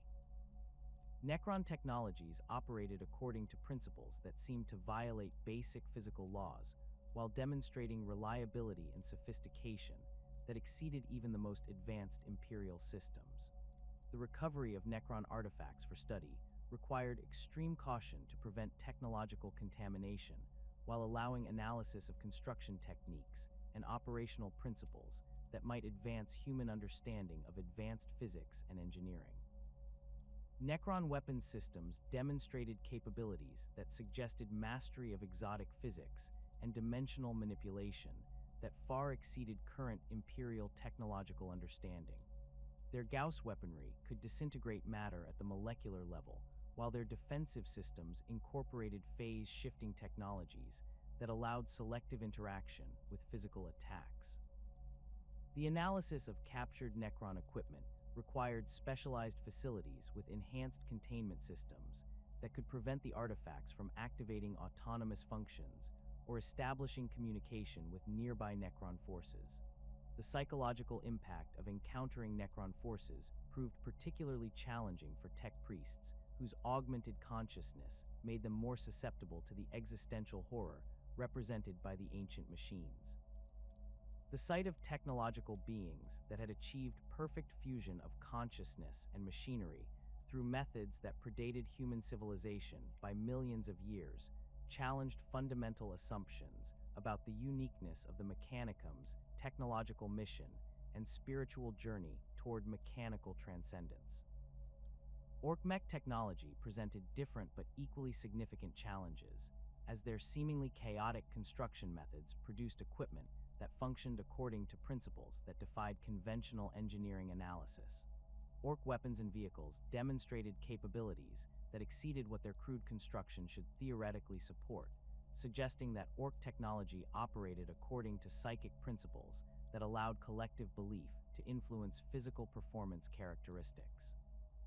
The study of captured Orc equipment required careful analysis to separate genuine technological innovations from effects that depended on Orc psychic fields for proper operation.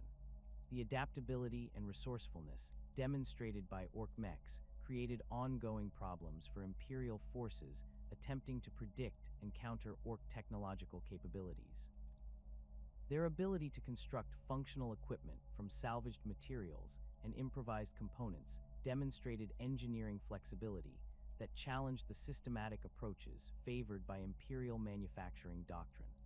The most successful anti-Orc operations incorporated tactical flexibility and adaptive equipment that could respond to unexpected technological innovations rather than relying on predetermined countermeasures. The Dark Mechanicum's continued presence within the Eye of Terror created persistent threats that required constant vigilance from loyalist tech priests responsible for maintaining technological security throughout Imperial space. Here-deck infiltration attempts employed sophisticated techniques that combined conventional espionage with demon-enhanced capabilities that could bypass standard security protocols. The detection of here-tech agents required specialized personnel trained in recognizing the subtle signs of technological corruption and spiritual contamination that characterized Dark Mechanicum operatives. Scrapcode virus attacks launched by Dark Mechanicum forces demonstrated increasing sophistication and adaptability that challenged conventional cybersecurity measures employed by Imperial installations. These malevolent programs incorporated demon-enhanced capabilities that allowed them to evolve and adapt to defensive measures in real time while maintaining persistent presence within infected systems. The development of effective countermeasures required extensive research into the interface between demon consciousness and information systems, while maintaining security protocols that prevented accidental contamination of defensive systems. The technological arms race between Loyalist and here-tech forces drove rapid innovation on both sides as each faction sought to develop capabilities that could counter their opponent's particular strengths while exploiting specific vulnerabilities. Loyalist forces emphasized reliability, doctrinal purity, and systematic approaches that could maintain effectiveness despite the chaotic nature of here-tech technologies. Dark Mechanicum innovations focused on adaptability, supernatural enhancement, and the integration of demon consciousness with conventional systems to create hybrid technologies that exceeded the capabilities of purely mechanical alternatives. The role of tech priests in humanity's struggle for survival expanded significantly as the galaxy-wide conflicts of the 41st millennium placed unprecedented demands on Imperial technological capabilities and manufacturing capacity. Forge worlds that had previously focused on specialized production found themselves required to produce diverse equipment types while maintaining quality standards and delivery schedules that supported multiple simultaneous military campaigns. This diversification required extensive modifications to existing manufacturing systems and the development of flexible production protocols that could adapt to changing requirements without compromising essential capabilities. The recruitment and training of new tech priests accelerated dramatically as the expanding conflicts created demand for technical specialists that exceeded the traditional capacity of established training programs. Accelerated augmentation procedures allowed rapid conversion of suitable candidates while maintaining the essential spiritual and technical preparation necessary for effective service. These modified training programs emphasized practical skills and battlefield applications rather than the extensive theoretical preparation that had characterized traditional tech priest education, producing specialists who could contribute immediately to ongoing military operations while continuing their spiritual and technical development through practical experience. The integration of recovered STC fragments into ongoing production efforts required careful analysis to ensure that new technologies aligned with existing manufacturing capabilities while providing meaningful improvements to Imperial military effectiveness. The most successful integration efforts combined ancient design principles with modern manufacturing techniques to create hybrid systems that demonstrated enhanced capabilities while maintaining the reliability and maintainability that characterized proven Imperial equipment designs. The establishment of forward operating bases in contested regions allowed tech priest specialists to provide direct support for Imperial military operations while conducting archaeological investigations and technology recovery efforts in areas where conventional explorator expeditions would prove impossible. These installations incorporated defensive systems, manufacturing capabilities, and research facilities that could operate independently for extended periods while maintaining communication with larger Forge world installations through encrypted data transmission protocols. The development of rapid deployment capabilities allowed tech priest specialists to respond quickly to emerging threats and opportunities throughout the galaxy, despite the communication and transportation difficulties created by the Great Rift. Mobile Forge installations incorporated manufacturing systems, research equipment, and defensive capabilities into spacecraft that could establish temporary operations in any system where Imperial forces required technological support. These mobile installations proved particularly valuable for supporting Primaris Space Marine operations and other specialized military units that required advanced technical support in remote locations. The preservation of essential knowledge and manufacturing capabilities became increasingly critical as the galaxy-wide conflicts threatened to destroy irreplaceable technological resources and eliminate accumulated expertise that had been developed over millennia of careful research and development. Emergency protocols established secure backup facilities and distributed storage systems that could preserve critical information even if primary installations suffered catastrophic damage or destruction. As the 41st millennium draws toward its close, the Adeptus Mechanicus stands at a crossroads between tradition and innovation, facing challenges that test the very foundations of their 10,000-year orthodoxy. The successful implementation of the Primaris project demonstrates that careful innovation can enhance humanity's defensive capabilities while maintaining doctrinal purity. Yet the theological debates surrounding such achievements reveal deep divisions within the tech priesthood about the proper balance between reverence for ancient patterns and the practical necessities of survival in an increasingly hostile galaxy. The eternal quest for knowledge that defines the Mechanicum's spiritual mission continues despite the unprecedented challenges of the current era. Explorator fleets venture into regions torn by warp storms and demon incursions, seeking the STC fragments and ancient technologies that might provide humanity with the tools necessary for survival. Each discovery brings new possibilities for technological advancement while raising fresh questions about the relationship between human achievement and divine will, ensuring that the debates between innovation and orthodoxy will continue to shape the Mechanicum's development for millennia to come. The tech priests of the 41st millennium inherit a legacy of 10,000 years of technological preservation and spiritual devotion, carrying forward the sacred mission to recover humanity's lost golden age while adapting to threats that their predecessors could never have imagined. Their augmented forms stride through forged cities that span continents, their binary hymns echoing through cathedral factories, where the blessed machines sing their eternal songs of creation and destruction. In their hands rests the technological fate of humanity, and in their quest for the Omnissiah's truth lies the species' hope for transcendence beyond the darkness that threatens to consume the entire galaxy.